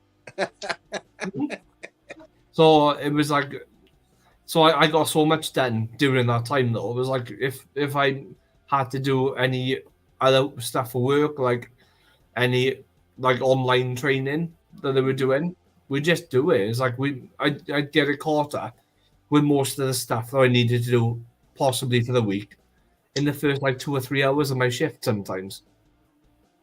But like now literally is the first time within I got moved to days then in April in 2021, so almost 2 years ago. And January is the first time that I think I've enjoyed like actual quality time between phone calls, because they were taking so many people on. At one point, the bank took 800 people on, and they lost them all in less than 12 months. Wow. So now they've taken on another 600, and they've made other changes in the bank. I'm not sure if they've taken on a lot more overseas as well. They've taken on an extra 600 on the phones in the UK, which makes a hell of a difference. There's no call waiting times at the minute since January. They're taking away all the bricks and mortar banks. That's why. Nick Molnar's in the house. But Make that's more. but that, to be honest, it's needed. It's like in one of the nearest towns to me, there was a NatWest branch. And like the MP that we for our area went to NatWest and said, "Look, you're taking the branch away. It's like there's older people that are suffering and stuff now. They need access to cash and this, that, and the other." They were sympathetic, and they responded to our MP. The branch was getting 45 customers a week. They'd be open like Monday to Friday. You can understand, They'd get 9 people a day, and imagine those 9 people are just pensioners going in to withdraw money. That branch is spending 60,000, 80,000 pounds, if not maybe more, on staffing. Yeah, for a branch. and whatever. Yeah, I get that. But I remember. I don't know if Skipper had it or anybody else had it in the chat. When I used to live in a little village in Hannington, it's right near RAF Farringdon. RAF Fairford, and it's this little old lady. Okay, every Thursday, right around the villages, people in their tractors and combine harvesters used to drive around, and even me used to wait outside to post mail and to get a little bit of money out for the week, because she didn't have a lot of money, obviously. So that a Securicall fan would turn up, they'd dump some money off in a it's basically a house, but it was just one little room where you can get some stamps. She wouldn't sell books of stamps because she never had enough to do that. She sell the stamps individually. You could buy only up to about 3 envelopes, because obviously she only had a little space. You could only draw out so much cash and deposit so much cash. and it used to be only on a Thursday every other week, and it worked. Mhm. You know, it worked for everybody because everybody knew the situation. You know, and my sister's husband's mother has still got a bank book for Nationwide, and she will not change the card for anything. All right, because she likes going into the bank, and then every Tuesday she likes to see where she is, and because I haven't seen him for a little while, but I used to take her in there myself to go to get money in and money out, basically pay her bills, whatever, and then she used to put money in that she would accumulate over the time, pay her bills, and then she'd have a little. And for some reason, she'd draw some money out, like £25 for the week, and but that's the way they're wired. You know, that's the way they've worked, and you can't change anybody. But you're right. But what they should do, rather than have these big, spectacular, huge bricks and mortar banks, which is not built for purpose anymore, is scale it down just for pensioners or disabled or whatever. That's why they've got banking in post offices. Yeah, but post offices like the one I had problems with is closing down because they're not getting the staff, they're not getting the customers in. There was two lads. One of them's left now. Okay, Zoe went up there the other day, and one of them's gone. One of the brothers that they've had a bit of a bust up. One of them's left, and he was chatting to Zoe. And he goes, "We're not getting the business like we used to. We might have to shop close. It's a big post office, and there's only one person work. They got rid of. They even let go the girl behind the counter." Who used to have, just come in for a couple of days. They've let her go. I used the one a little further away from us, and they're absolutely chock-a-block all the time. And I can get coins out of there as well. You do understand that this whole situation has even affected the criminals. Do you know in the last 20 years, bank robbery has become a lost cause? Yeah. In New York City, the last couple of bank robbers have managed to get away with $130. Another one was just about $400. 20 years ago, we were looking at $30,000 for a bank robbery. So the bank robbers are now changed their modus operandi, and they're hitting the more of the trucks than they are the banks. Yeah, or they manage to get more. Mm-hmm. Or it's cyber. It's cyber. Oh yeah, going into the bank. You ask for cash, even at least here in town here, and they look at you funny, like, "Well, don't you have a debit card?" Yeah, that's a debit card. What do you need cash for? You know? Yeah, that's the same here. Steve went to a book fair, and this is way before pandemic. He went to the book fair, and he went there with cash. Yeah, and he goes, "No, we're going to take card." What? And he went to another one. He went to a sports book fair, like for the programs, because he collects programs, and they didn't want card. They wanted cash. So he went there with his card, thinking it's going to be the same thing. No, they didn't want card. They wanted cash. He was like, "Can't win, can't buy anything." He goes, "Last time I was there, you didn't want cash, you wanted card. Now you're opposite." That's weird.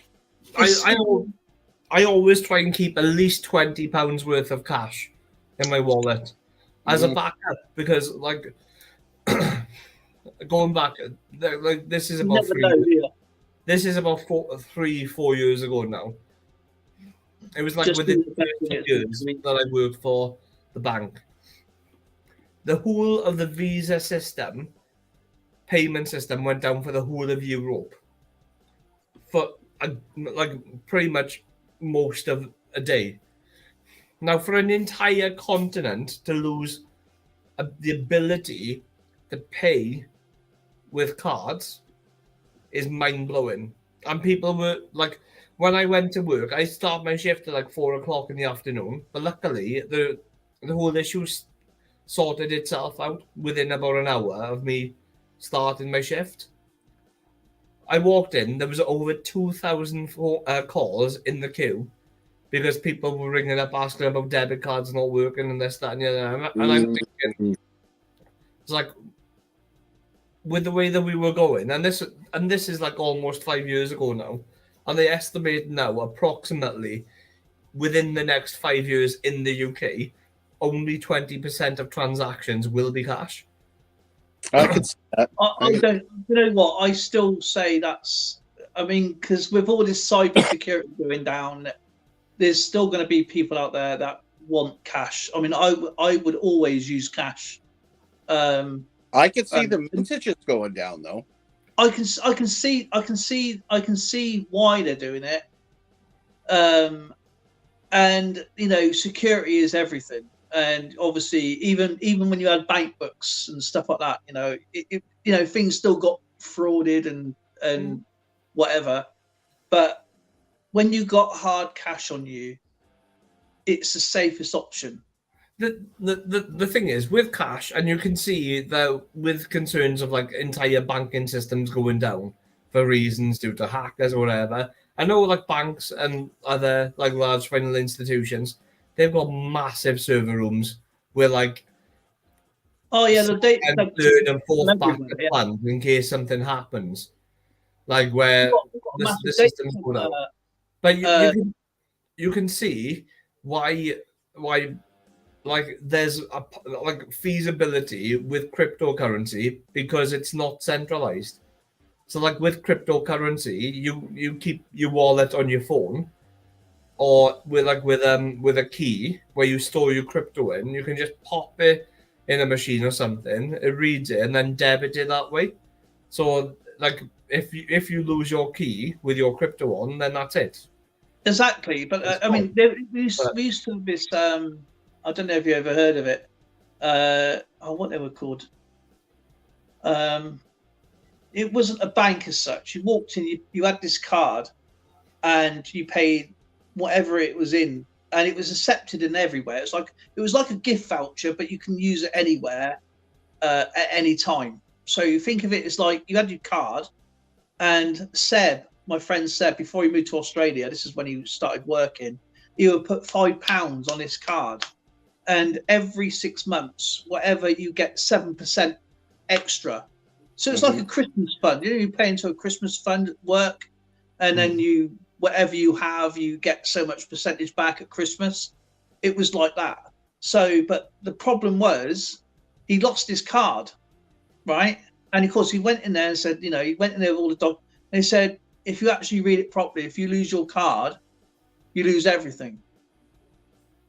And it was quickly shut down. The whole thing was shut down within 2 years. And because people obviously do lose things and do have things get stolen and that. But yeah, I can't remember what the bank was called. Oh, it wasn't even called a bank. It was something savings.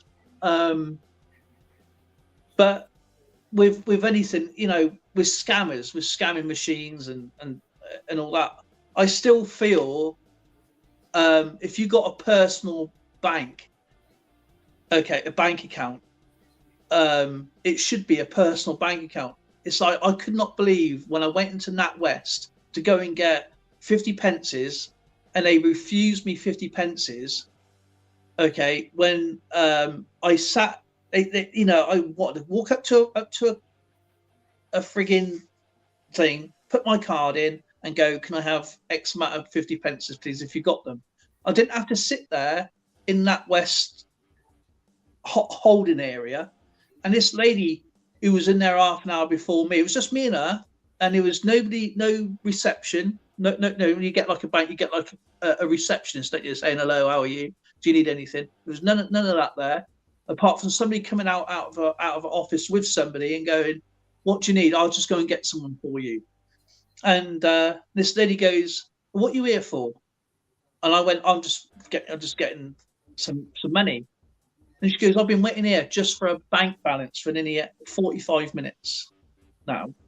because I've been there like 15 minutes. It's like, when I actually got the money, said, "Oh no, we can't give you your money." I said, "Why?" Because we're actually not issuing coins. And I said, "Why can't I have coins?" And she said, "Well, you can have like one bag of coins." And I said, "Okay, then what I'll do, I'll go and get £250 out of my bank now." So I did in cash out the bank. And the guy come out and he stood next. I goes, "What are you doing?" He goes, "I'm watching you." I goes, "Why are you watching me?" So I called up head office where he was over me, and he goes, "Yes, you can have money. You can get your money out. It's not a problem." I goes, "Well, I got one of the workers here standing over me while I'm using the card, and I don't know what he's doing." Right? I goes, "He's looking at what my balance is and everything. You should be doing this." And Whoa. No. didn't do it once, he did it twice. And the reviews, if you ever look at Swindon NatWest, the reviews are absolutely terrible. It is ridiculous. And I also belong to Halifax. And I went into Halifax, which is just around the corner. And I said, "Have you got any 50p?" He said, "No, not a problem. We can get you some." Wasn't very, very many, because somebody come in and emptied their 50 pence. I just saw him as he walked out. He had like a bag. He must be a coin hunter, but he goes, "Yeah, someone just emptied £2." Because I've got a couple of bags left if you want them. I said, "All right, then, okay." But yeah, that was because I've obviously done a coin hunt not so long ago, and it must have been about a year or so before I'd done another coin hunt. It may have been ages before that as well, but NatWest is not the same as it used to be. I mean, I've been with NatWest for over 20 odd years, and it's not the same bank. It is completely changed. You got kids running being bank managers. That's the problem. You don't have, it took years to become a bank manager. It took years to build up a rapport with your customers. And to me, that seems to be thrown out the window. It's get there quick with no knowledge, with no customer rapport. My friend works there. My friend works there, and I knew her from school. And she used to work with her dad in the post office. Then she got a job in NatWest. And she's always been in. She's, "Hi, Dad, how are you?" I goes, "Yeah, can I help?" She's, "Yeah, I'll go and get your money out. Not a problem." You don't see him anymore. I don't see her at all, because she's somewhere in the building. It's just all the clerks are gone. It's just didn't have a greeter. It was terrible, absolutely terrible. And yet go around to Halifax. "Hiya, how are you?" Weren't very busy. It's only a small branch, but at least they got 2 or 3 people on the desk. They've got a couple of like offices on the other side, and they got like a seating area if you're waiting. And they got greeted us, and they come to you, "Okay, sorry, we're a bit busy," and stuff like that. But yeah, it's I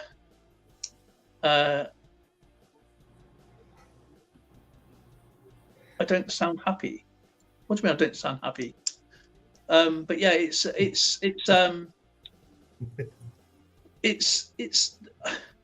the branches are just gone. You know what I mean? The branches, the rapport with the customers are gone. It's so hard just to get an appointment. It's like with one of the UK banks, they've got digital service branches now. So they'll assist you with online banking queries. There's no counter there to withdraw cash. There's cash machines.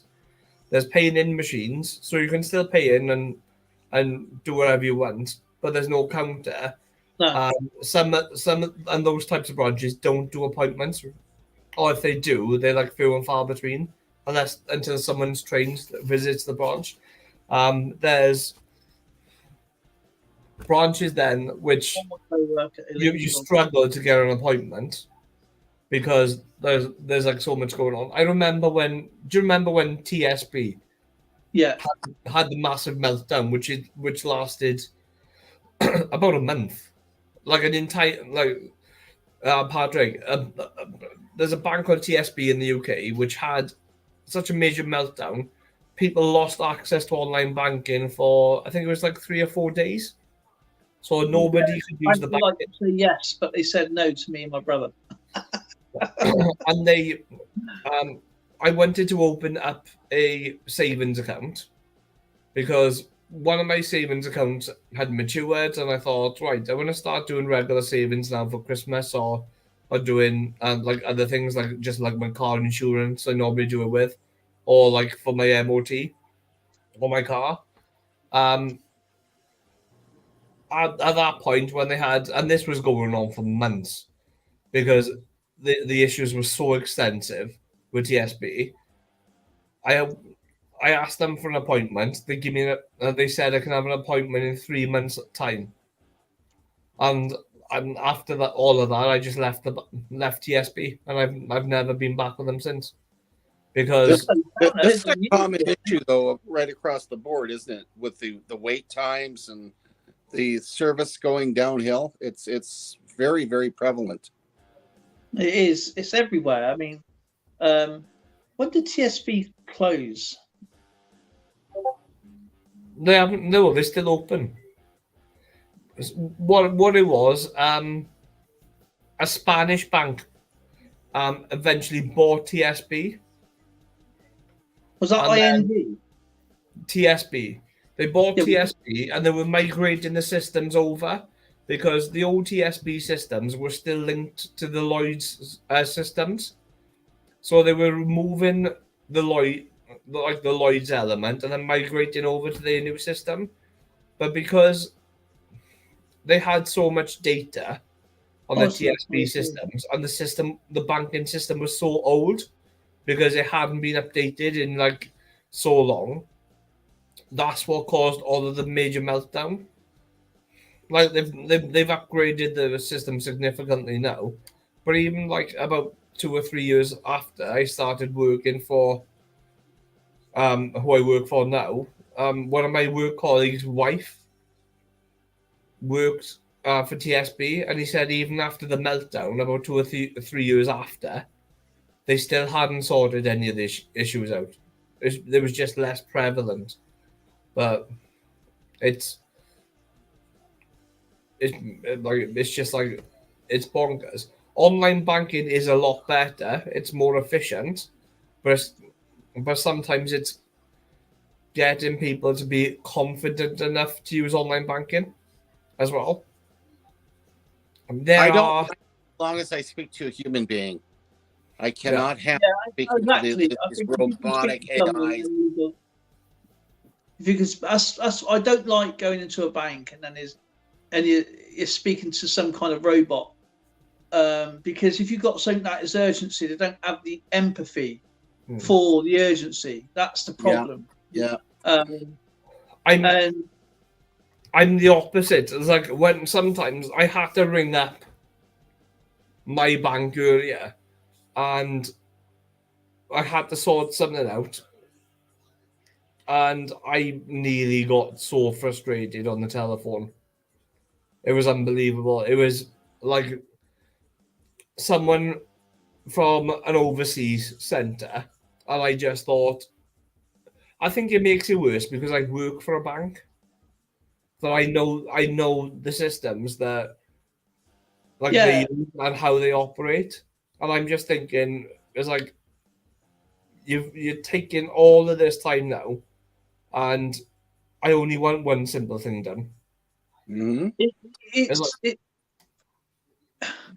They rely on so much technology, is that rather than the human touch and letting you run the computers and the technology, they're letting the technology take over the humans. That's the problem. It's not that. It's the procedures, because of such a focus on fraud now. Because it's not like it used to be. It's like a majority of fraud now happens digitally.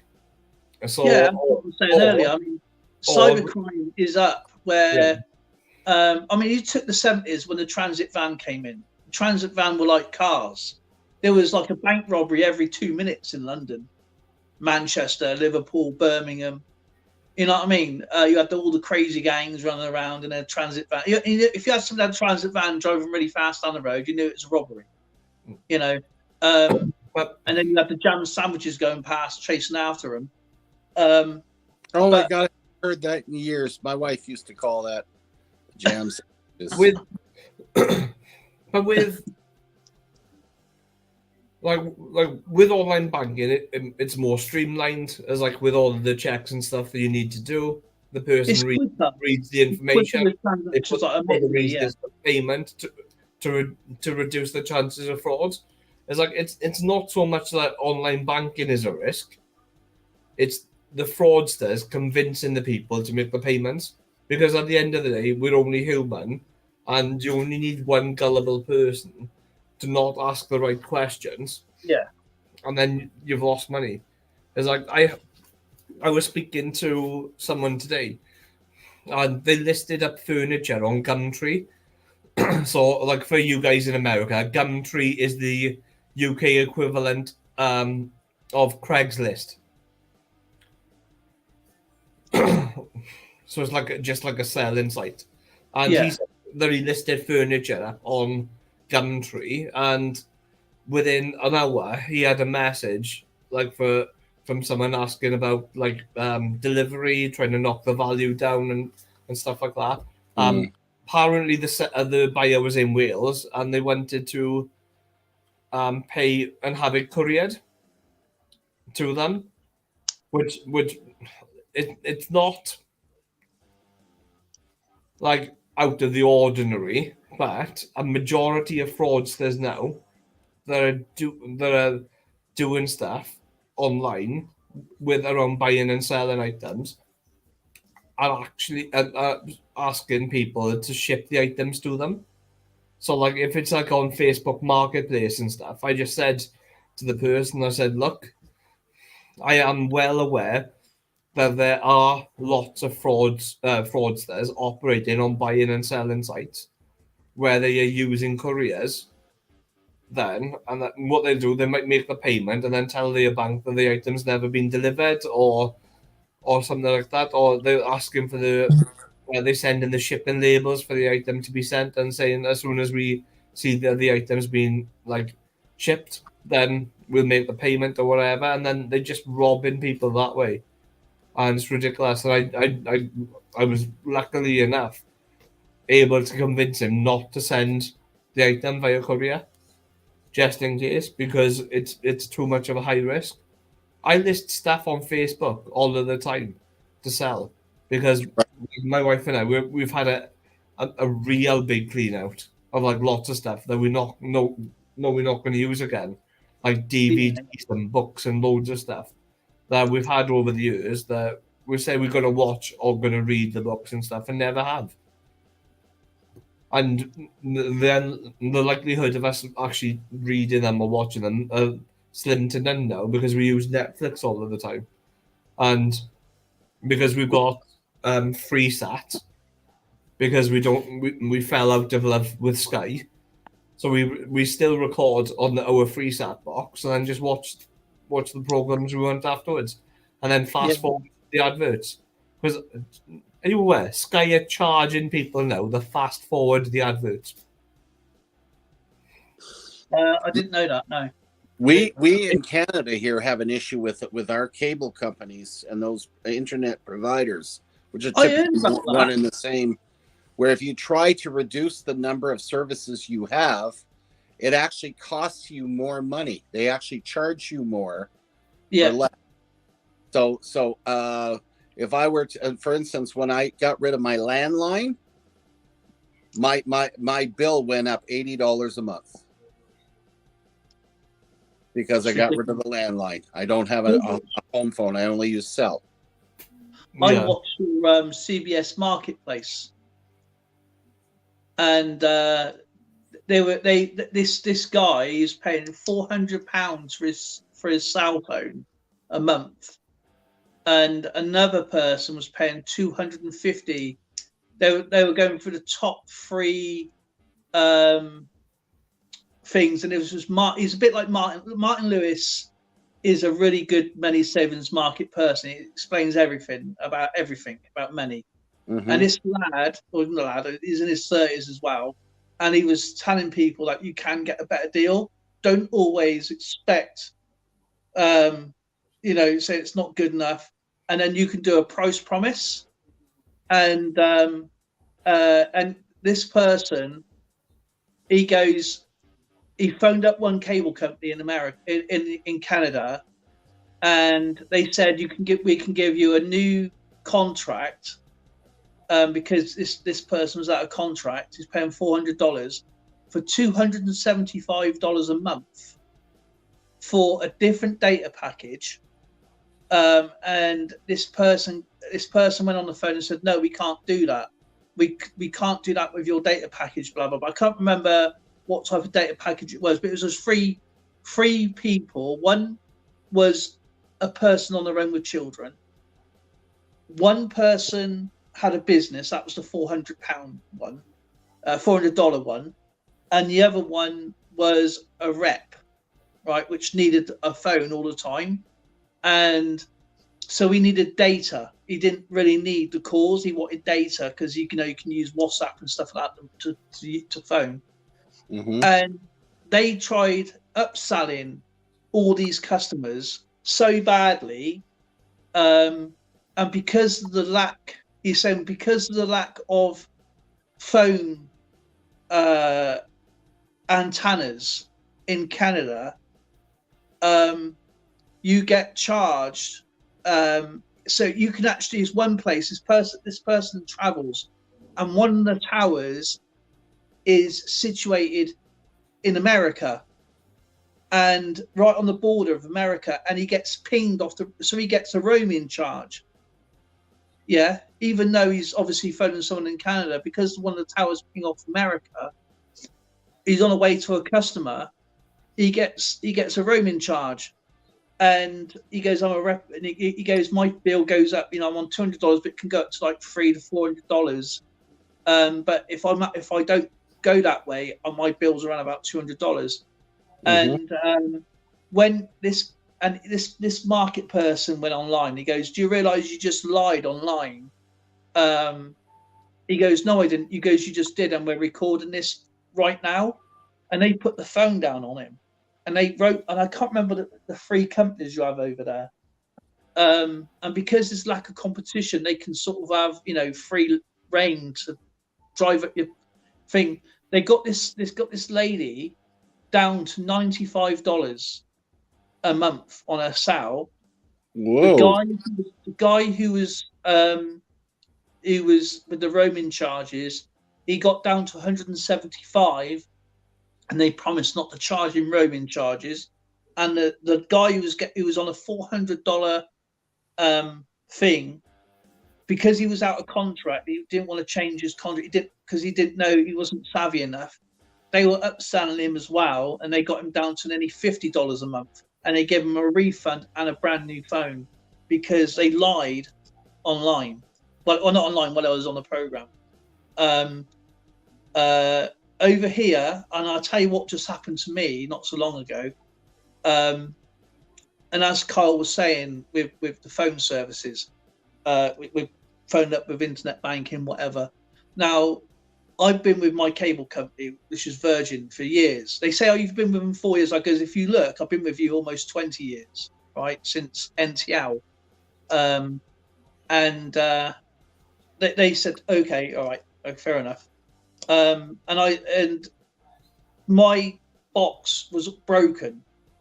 And one day I got so annoyed with it, I punched it. Okay, I punched the box, broke it, and it worked okay. And I had an engineer come out, and they said, we're going to have to charge you for the box because you broke it. I goes, if you look, the box is already broken. That's what I kept telling everybody. And they keep the history of the phone calls, you see, and so do I. When they call up and you call who I spoke to. And I advise people to do that all the time. When you get a phone call from these cable companies, get their name or reference number to the phone call, and this really helps you.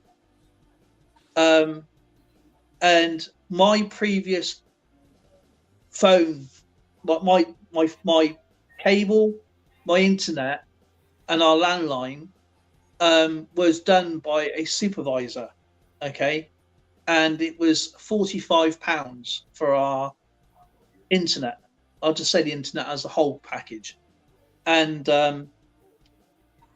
he got me that contract for 18 months because I had nothing but problems with Virgin for years. Okay, And I said, if I get a phone call from any Virgin sales customer trying to sell me anything, I'm going to get it for free. Just threaten them with that. And say, because over here it's illegal to upsell. And what they do, they phone you up and say, hi, Mr. Crane, how are you? How are you doing? I say, I'm fine. This is blah, blah, blah from Virgin. I know they're from Virgin because obviously I got when everybody phones me up, it actually, even though I don't have the phone number, it comes up which company it is. So I'll say, okay, I goes, before you kept through the chase, what can you do for me? How much is my bill going to be? And they say, oh, well, we can give you Sky Sports, movies, blah, blah, blah. And that would be £60 a month. I said, well, you're upselling me. And I goes, why would I pay for something I don't use and I don't want? You've called me. I goes, you should go and check your history, because this person called Julian, the supervisor, has arranged this particular bill for me because of the problems I've having with you guys. Mm-hmm.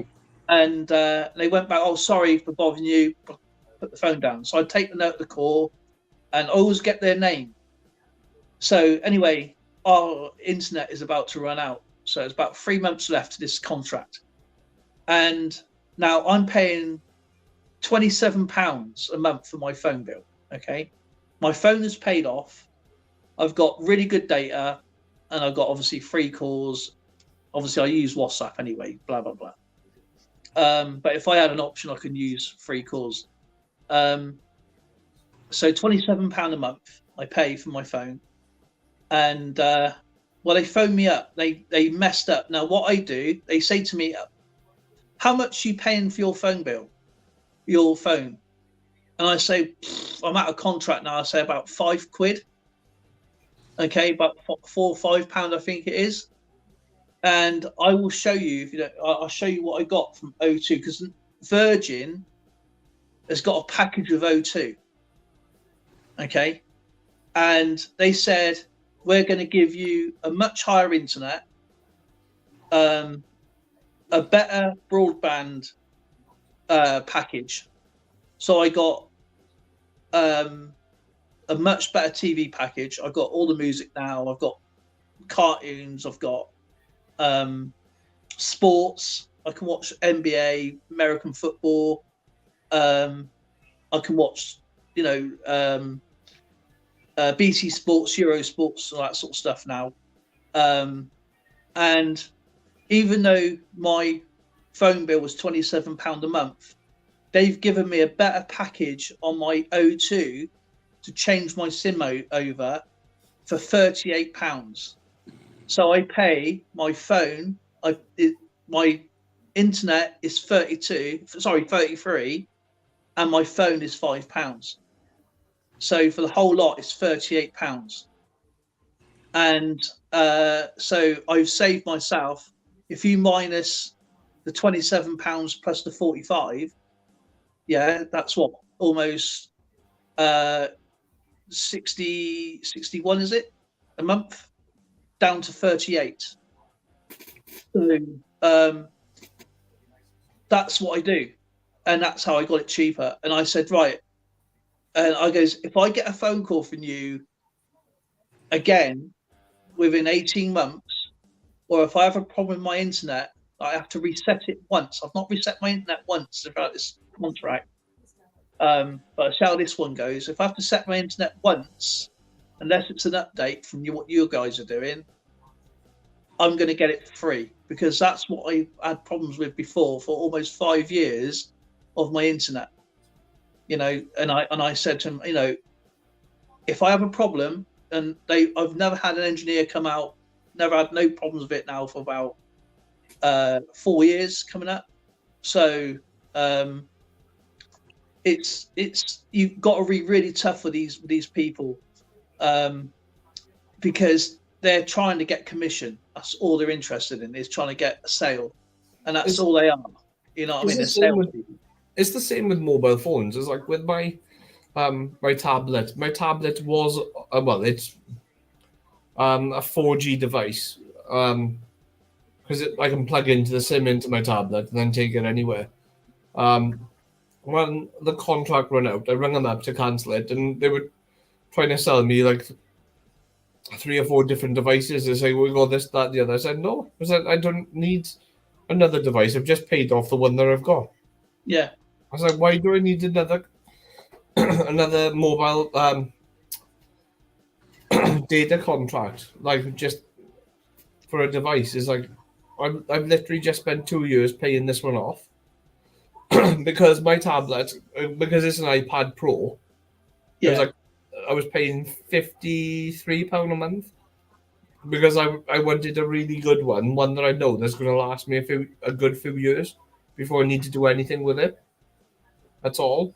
So I've had this over 2 years now, and I've had I cancelled my contract about 2 or 3 months ago, like for it, and it's like I know because with the iPads are good.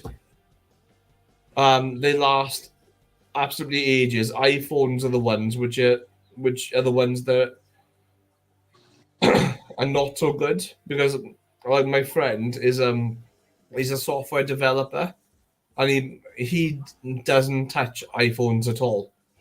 I He's would had, never go back to an iPhone.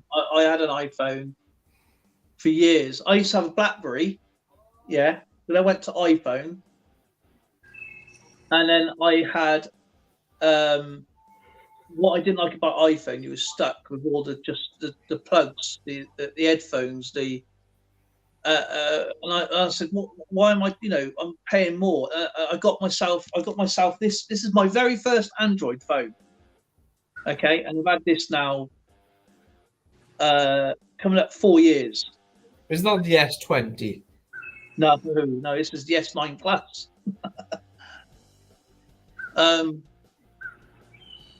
Yeah, this is the S9 Plus Samsung. And I'll tell you what, it is my pride and joy. It's smashed to bits. I mean, it's.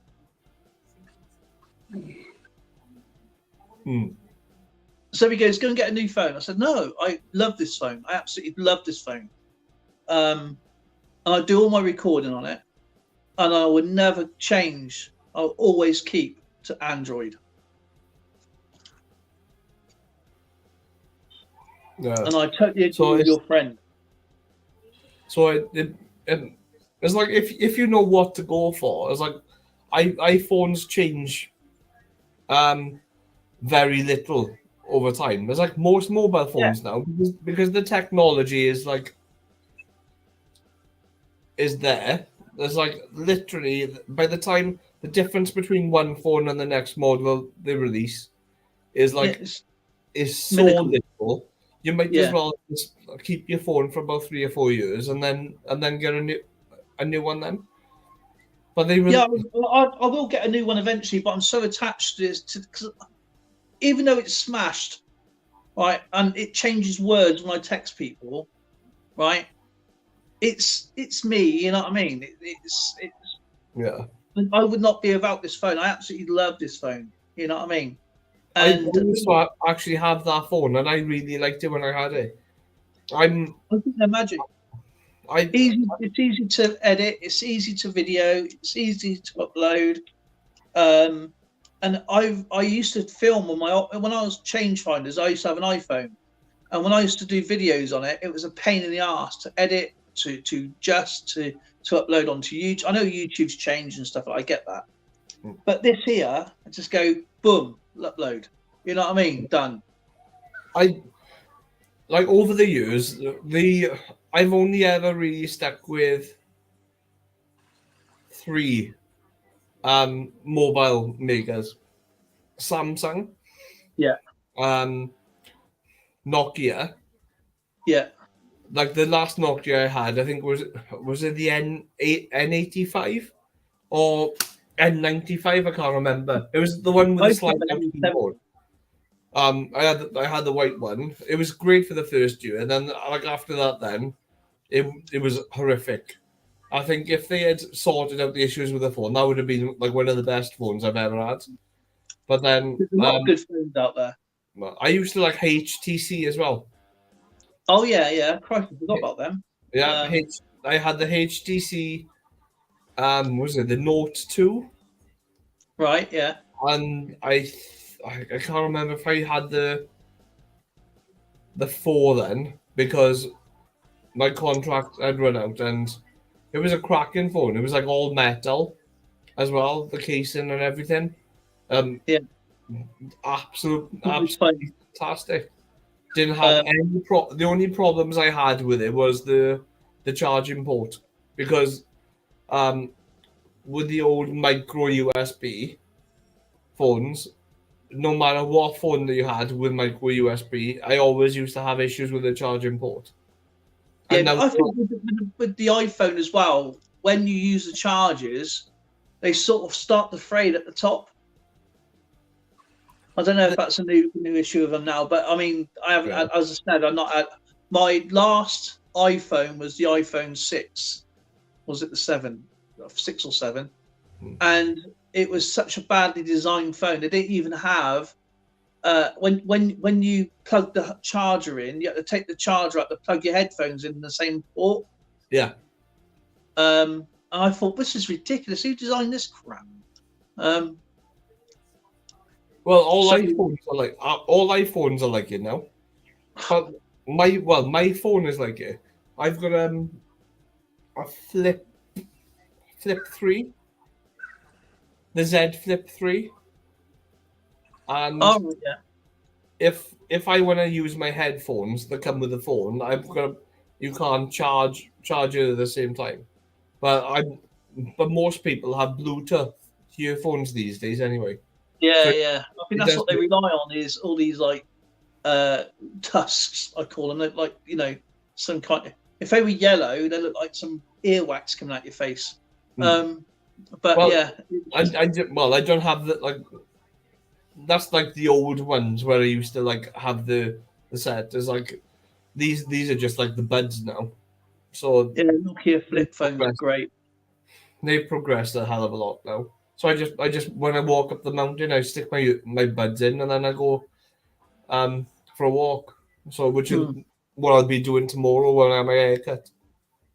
Finally. Yeah, that's actually pretty. I mean, my very first phone I ever bought was a Motorola MR1, and that was a flip phone, but it's a slide. I wouldn't say it's a flip; it's a slide phone, but had like a credit card thing. I was going to say, it's not the one where you had to carry around the battery in a suitcase. Is Oh it? no! Wouldn't that, the battery lasted about what, an hour? Hello. You might as well carry like a World War II radio on your back. And then I had that for years. It was great because the charger, you just stuck it in the charging block, and it was great to go to work with because you just whacked it there. And the chart, obviously, it used to only have 10. You can only have 10 numbers stored, and you can only have up to 8 characters for texting. So that's where the short texting come from. You're like mate, as in M8, later, as in LAER. I remember. I can't remember. I think it was like a 37880 or something like that. The old Motorola. It's like it was the first one that I bought, but I had when I was 14, I think. It's like even compared to like some of my friends at the age of 14, I was late having a mobile phone, like 14 or 15, and it was the ones where you could unscrew the aerial as well. Oh yeah. I know the one you're on about. I used to work in Motorola as a temporary, because I used to have 2 or 3 jobs at the time, and they've actually filmed. It's the second part where they filmed, because we've had James Bond film here twice, and they used it in what's his name? The crappy film they did with him in it. But anyway, I worked at the Motorola building, and they had all the museum part as you walked in of all the old mobile phones they've made over the years. The last Motorola phone I had was the Razor and the Pebble. Yeah. That was the last ones they built here. But yeah, that was I remember that one when he unscrewed a metal aerial. That was pretty cool. I'm trying to find a picture of it now. It's like But one of my other favourite phones was the Sharp phone. Sharp, was it 5310? You had the Nokia 3310, didn't you? Which was like the brick, the indestructible phone, the Nokia 3310. that was my old mobile phone, my old Motorola. Oh yeah. Did they go deed? Yeah, it was monotonal. It wasn't even polyphonic. It's like the maximum capacity that it would hold of text messages was 20. And I think the other one was a bit earlier than that. it's like when £5 credit would last you 6 months. Oh, crikey, you put 5. I don't think I had a contract, but if it was like 50p for a minute, per minute, Yeah, and the text message was like 2p a text. yeah. I think when I was a kid, the text messages were like 10 pence each, something like that. It's like then like 9 or 10 pence a text. So that's like £5 call that like credit would last so long because Wow. even though because when you were in the house, you still, even though you had a mobile phone, That was mine. That was my very first. I remember them. When you top up your phone, because you were in the house, you just ring from the house phone anyway. So like mobile phones were for when you left the house. Yeah. Just in case, you would always try the house phone first. If you couldn't get hold of someone on the house phone, then you'd ring the mobile phone. Yeah. But I used to ring. What I used to do if I was at home, and someone rang my mobile, right? I wouldn't answer it, right? I wouldn't answer it because it would cost them an absolutely fortune. So I would say I just go. What I'd do is I would prank them back, and that'd be like I'm on my way home. Do you see what I mean? I said, please do not answer the phone for goodness sake. When I call you, don't answer it. I'm on my way home. So if you call me and I call you back, that means I'm on my way home, you know. And I'll call you on the landline when I get there. So it was actually good fun to actually have both things. I think it was more when the pagers come out, you know, that's what my phone was basically like. It was like a pager. Unless someone texts me and I think, oh, great, I'll text you back now. You got to press like the button. Hey. it's like it used to be, but like between I think it's like between 5 and 6, or between like 6 and 7 in the evening. It's like when you'd have a home phone, it'd be free calls. That's right. Well. Yeah, I remember. Yeah. So peak times, yeah. Anything from is it 6:30 till 10 or something like that? no, well, what we had, it was like between like 6 and 7 or something like that. So like any phone calls that we had to do, we always did them between 6 and 7 to avoid paying for the phone call. So like I'd ring my mate. Yeah. And then because my mate's phone you'd be able to conference call. So he'd pop me on hold, ring our other mate, and then conference him in that way. So the three of us would be on our home phones at the same time. Yeah, as well. I mean, EAC saying about the battery. Oh my god, the suitcase battery. Was that part of the yuppie era, wasn't it? No, I'm not sure. But it's 11:30 almost, so I'm going to have to shoot off. I remember the suitcase very well in the 90s. Yeah. Right, I'm going to have to shoot off. Starting in the 70s. If you're around in about an hour or so, Patrick, drop me a message if you want, and I might jump on crib if you're not too busy. Yeah, that sounds like a plan there, Kyle. Sure, I'll do that. Yeah, I'm gonna All right. end this anyway, guys. It's been good to get a couple hours in a day. Do you know Oh, if you- ML1, right? Yeah, I got it free in a contract, right, for a 12-month contract. These phones are going like 75, 120 quid. 120 quid 50 is the cheapest one, but that's stuff out of box and everything. That's Mhm. crazy. You know why some of the old because of the amount of gold in circuitry. Yeah, it is.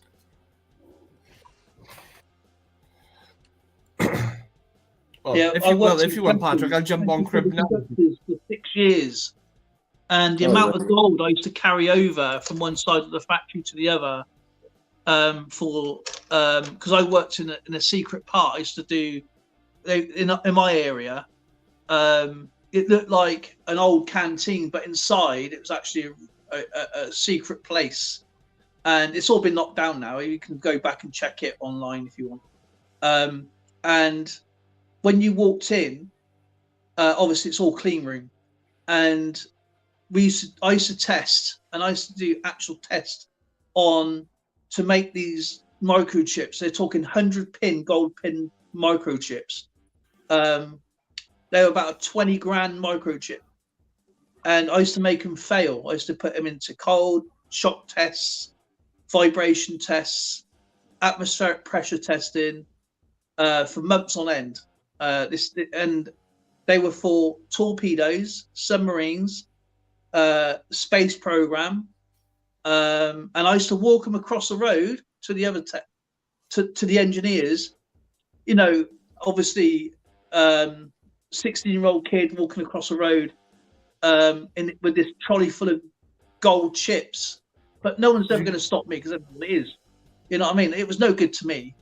What's that? Did you get one? Did you get one of the red noses this year? No. I have mine. We have something in the UK called Red Nose Day. Oh, I didn't know that. Yeah, because it's comic relief. It's like raising funds for charities within the UK and overseas and stuff. Yeah, there's a reason why I don't support that one. Oh, it was the best job ever, EAC. It was we was taken over by a German company called GEC, General Electric Company, and I was there for 6 years, and I went up to a junior technician, and they put me and a few other graduates to college. I was starting my HNC, which is my Higher National Certificate. Then I went on to my HND. I'd have had a degree out of it, but it was a ploy because the young people who started, when they paid the college course for 6 months, and what happened was, of course, we was at college and they shut the factory down. They didn't have to pay us redundancy, so I lost out 6 years worth of redundancy, and so did a lot of other people. And of course, they said we paid for your college course, and of course, when the company changed over, we didn't know we were signing different contracts. Right. So it was a massive, massive joke. But a lot. I mean, you're talking. There was nearly on our shift. There was about 400 people on our shift, and I was on a special shift. I was used to do a 9-day fortnight, and there was a weekend night shift, a weekend day shift, a night shift, a day shift, an early morning shift, and a week night shift. I lost out on a few £1,000 there, and I was obviously there was lots of protests going on, and but yeah, it was. I loved the job. Was fantastic. The people were I still see some of the people now out and around because obviously you knew everybody. But I had a great shift. I used to start at 6.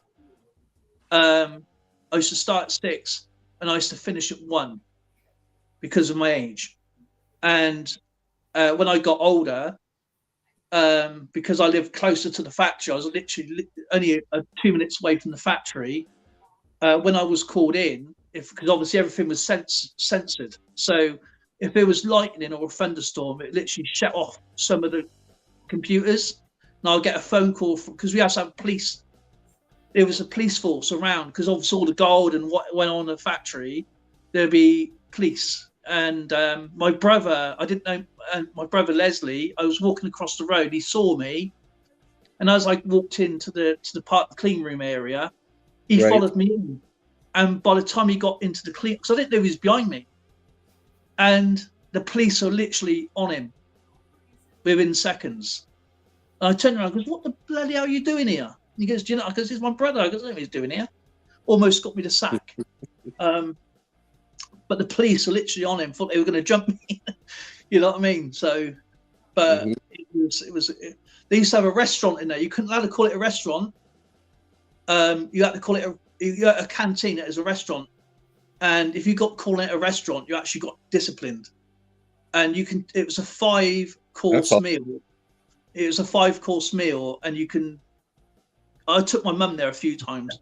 But if you say like Tracy and his wife, all Patrick had to pay was £10, and you had a 5-course meal, and you had a waitress service as well.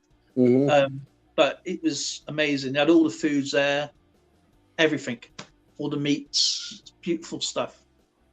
So £10 for a night out's not bad for that. But if you ever call it a canteen, you got in big trouble.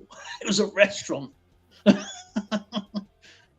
yeah, big TV, so you could watch anything if there's anything on. But it's mainly advertising for the company, you know, what's going on, the factory, and as the lift went up, it was all glass. It was all glass, and you can see all the workers. As you walked in, you can see all the people doing all the tests, looking at all the microchips, all the silicon wafers, Right. some part of the process anyway. And then you come into the restaurant area, you got greeted and sat down at your seat, but yeah, it was actually all right. But yeah, it was. You can't call it a canteen. You got in miles of trouble. Wild. Yeah, it was. You just. Yeah, I'm just going to go to the restaurant. That's what you have to say. It was all right, but my brother. This is how stringent they used to be in there. My brother was one of his jobs before. He was a service engineer, and as he was also a developer, he developed some of the gas flows going through the factory.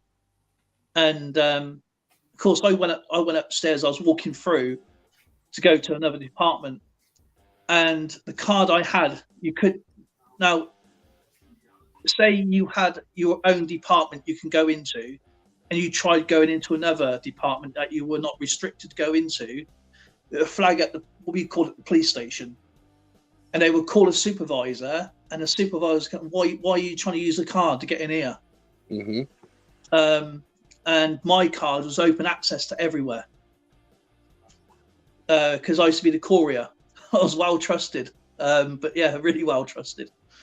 So I could go anywhere without anybody telling me where to go, what to do. It was really, really good. I had a really good job.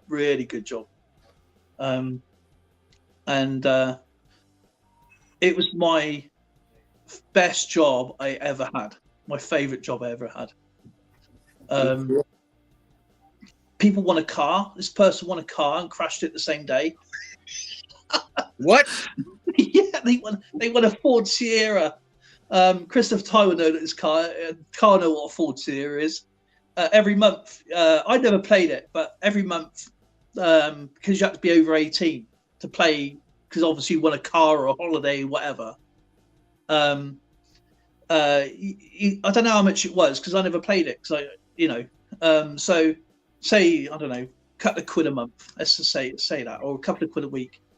And they would call out over the tannoy. They call out the numbers on a Monday, so everybody stopped what they were doing, and you had your numbers written down, and they would say, right. They made sure it's not the same number, for everybody. So everybody had a unique number, and you kept that number, and it'd be like a 4-digit number, and there would be the top prize was like a car, then it would be like a cash prize or a weekend away, whatever. And obviously I started there when I was like going on 15, 16, 17, 18, 19, 20, 21, 22. So yeah, almost 7 years I was there. Mhm. And and this person won a Sierra, brand new spanking, brand new Sierra. Just had it delivered off the lorry. Of course, he drove it out, and this person come round. It never used to be a roundabout there, but it come around the corner and just smashed straight into the Sierra.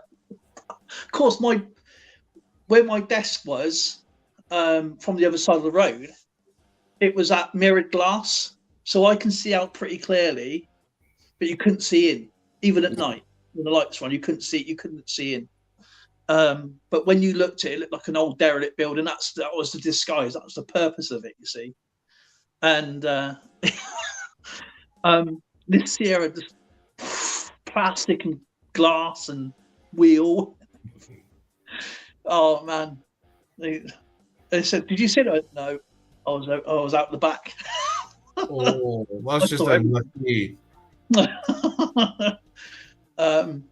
Yeah, I wasn't going to get involved in someone's accident. He was speeding. Someone didn't look. I wasn't going to get involved. There's plenty of other witnesses anyway, so they just said they come up. Please, did you see from your perspective? No, I was out. I saw everything. And then this girl got arrested for selling equipment from our factory. And this police car turned up. This actual police car turned up, and I was looking out, and there was this other lady next to me, and then you had the principal engineer, and then you had like this other couple of ladies coming in, and I looks at her laughing. I goes, "They come to take you away, haha! They come to take you away." That's exactly what I said, right? They did. They arrested her. Oh God. No joke. The two of them sat here right now. They come. What's the police doing? Obviously got police. I thought they might have been like friends or something, but they're coming to take you away. Haha! They're coming to put her in handcuffs and everything. Yeah, she's taking equipment out and selling it. Sorry to change the subject. Have you seen the new trailer for the Titanic film? Apparently, it didn't go down well.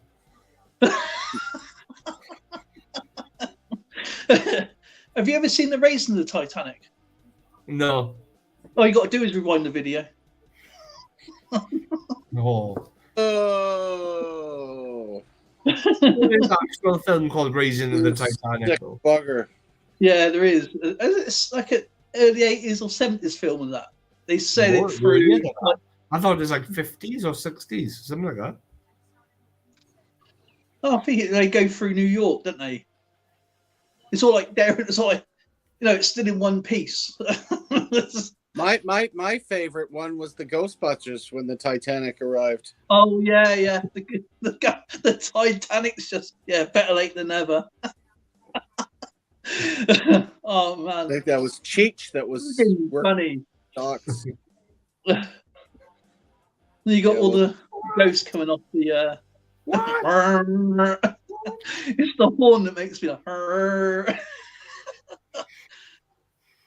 Patrick's just grateful now that we're on stream and I can't swear.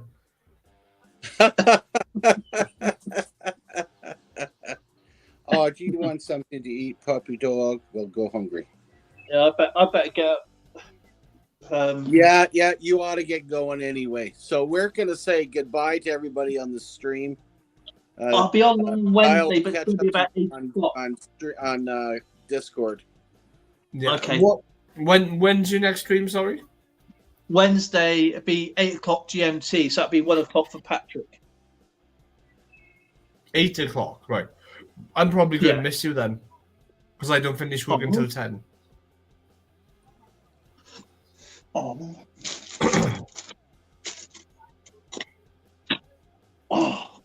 That, you know what? That fluid they put in makes you feel a bit queasy, doesn't it? It should. It's disgusting. I think that's called barium. That stuff. Barium. Yeah, sounds about right. Horrible freaking stuff. Because it's like, I had it last time when I had my CT scan, because I'll tell you what happened. Okay, I went to the doctors on Thursday, and when was it? Was it? Yeah. And he goes, I don't know why they scanned your torso, not where the problem is. And he checked me over, and he goes, you may have arthritis in your hips. That's why you're getting all these problems. So, and that's why you're not getting over anything. It's funny. I had the same thing happen when they were checking my chest X-ray, and that's when the doctor went and he goes, "Yeah, you got osteoarthritis all through your upper back and going down into your lower." I'm going, so, geez, you found that out just by checking to see how my lungs were clearing up. Mm. So, I said, because when I because you know the gout in my foot they said I got. Well, his doctor he looked at my foot as well. He goes, "You got to get another appointment for this." He squeezed my frigging toe, didn't he? Right? Oh man! Oh. And he goes, "You haven't got gout. You haven't got gout. That is not gout. Gout flares and goes, or it crystallizes, and we can do like a procedure to get to clean out the crystals, because that's not gout." So I got to go back in to sort that out. But so it's like it's one side, then it's the other side, and it's one side, and it's the other side. And it's like juggling. I goes, it's gone numb. He goes, how bad is it? I goes, well, I've had it for so long now, it's just numb. It's just numb. It's just numb the pain out, because I need to get this sorted out. And he checked it, and the X-ray was really uncomfortable. Yeah, I think so. Holy crap! But I don't know. That's what I mean. They cancelled the scan what I should have had in the first place for my torsal scan. I already know what's wrong with my torso. I've got a bloody kidney in it. You know what I mean? In my stomach. I know why that's there. But I don't understand why my hip is hurting all the time. And that's painful. So 9 months, probably a little bit longer than that. Almost a year. I've had this problem with my right side. At first, I thought it was Zoe where she curls up and put the knees in my side. You know what I mean? Yeah, I know. But anyway, look, guys, I'm gonna call her quits for the stream. Okie dokie, brother. I'll try to get here for Wednesday. He's basically just trying to make sure I don't swear under my breath on stream. No, I'm the one that's gonna swear after that last one. Anyway, oh yeah, and I keep looking for you, Dale, on Facebook, and I don't see you coming up. Gotta get onto the cribbage board if you want to start playing it. Okay, I am on. It's Coin World UK. On Facebook? Yeah. No. That's he actually uses his actual name. No. Oh, you mean yours? Coin World Yeah. UK is what you use on Facebook? Yeah. Boy, oh boy. Okay, I'll look for it. Because I see your notifications coming up. I see Kyle's. Should have. I got two. I got one account that is closed. Okay, well, I don't know why it's still showing. Everything should be empty. Mm-hmm. And then I've got another one because which is linked to my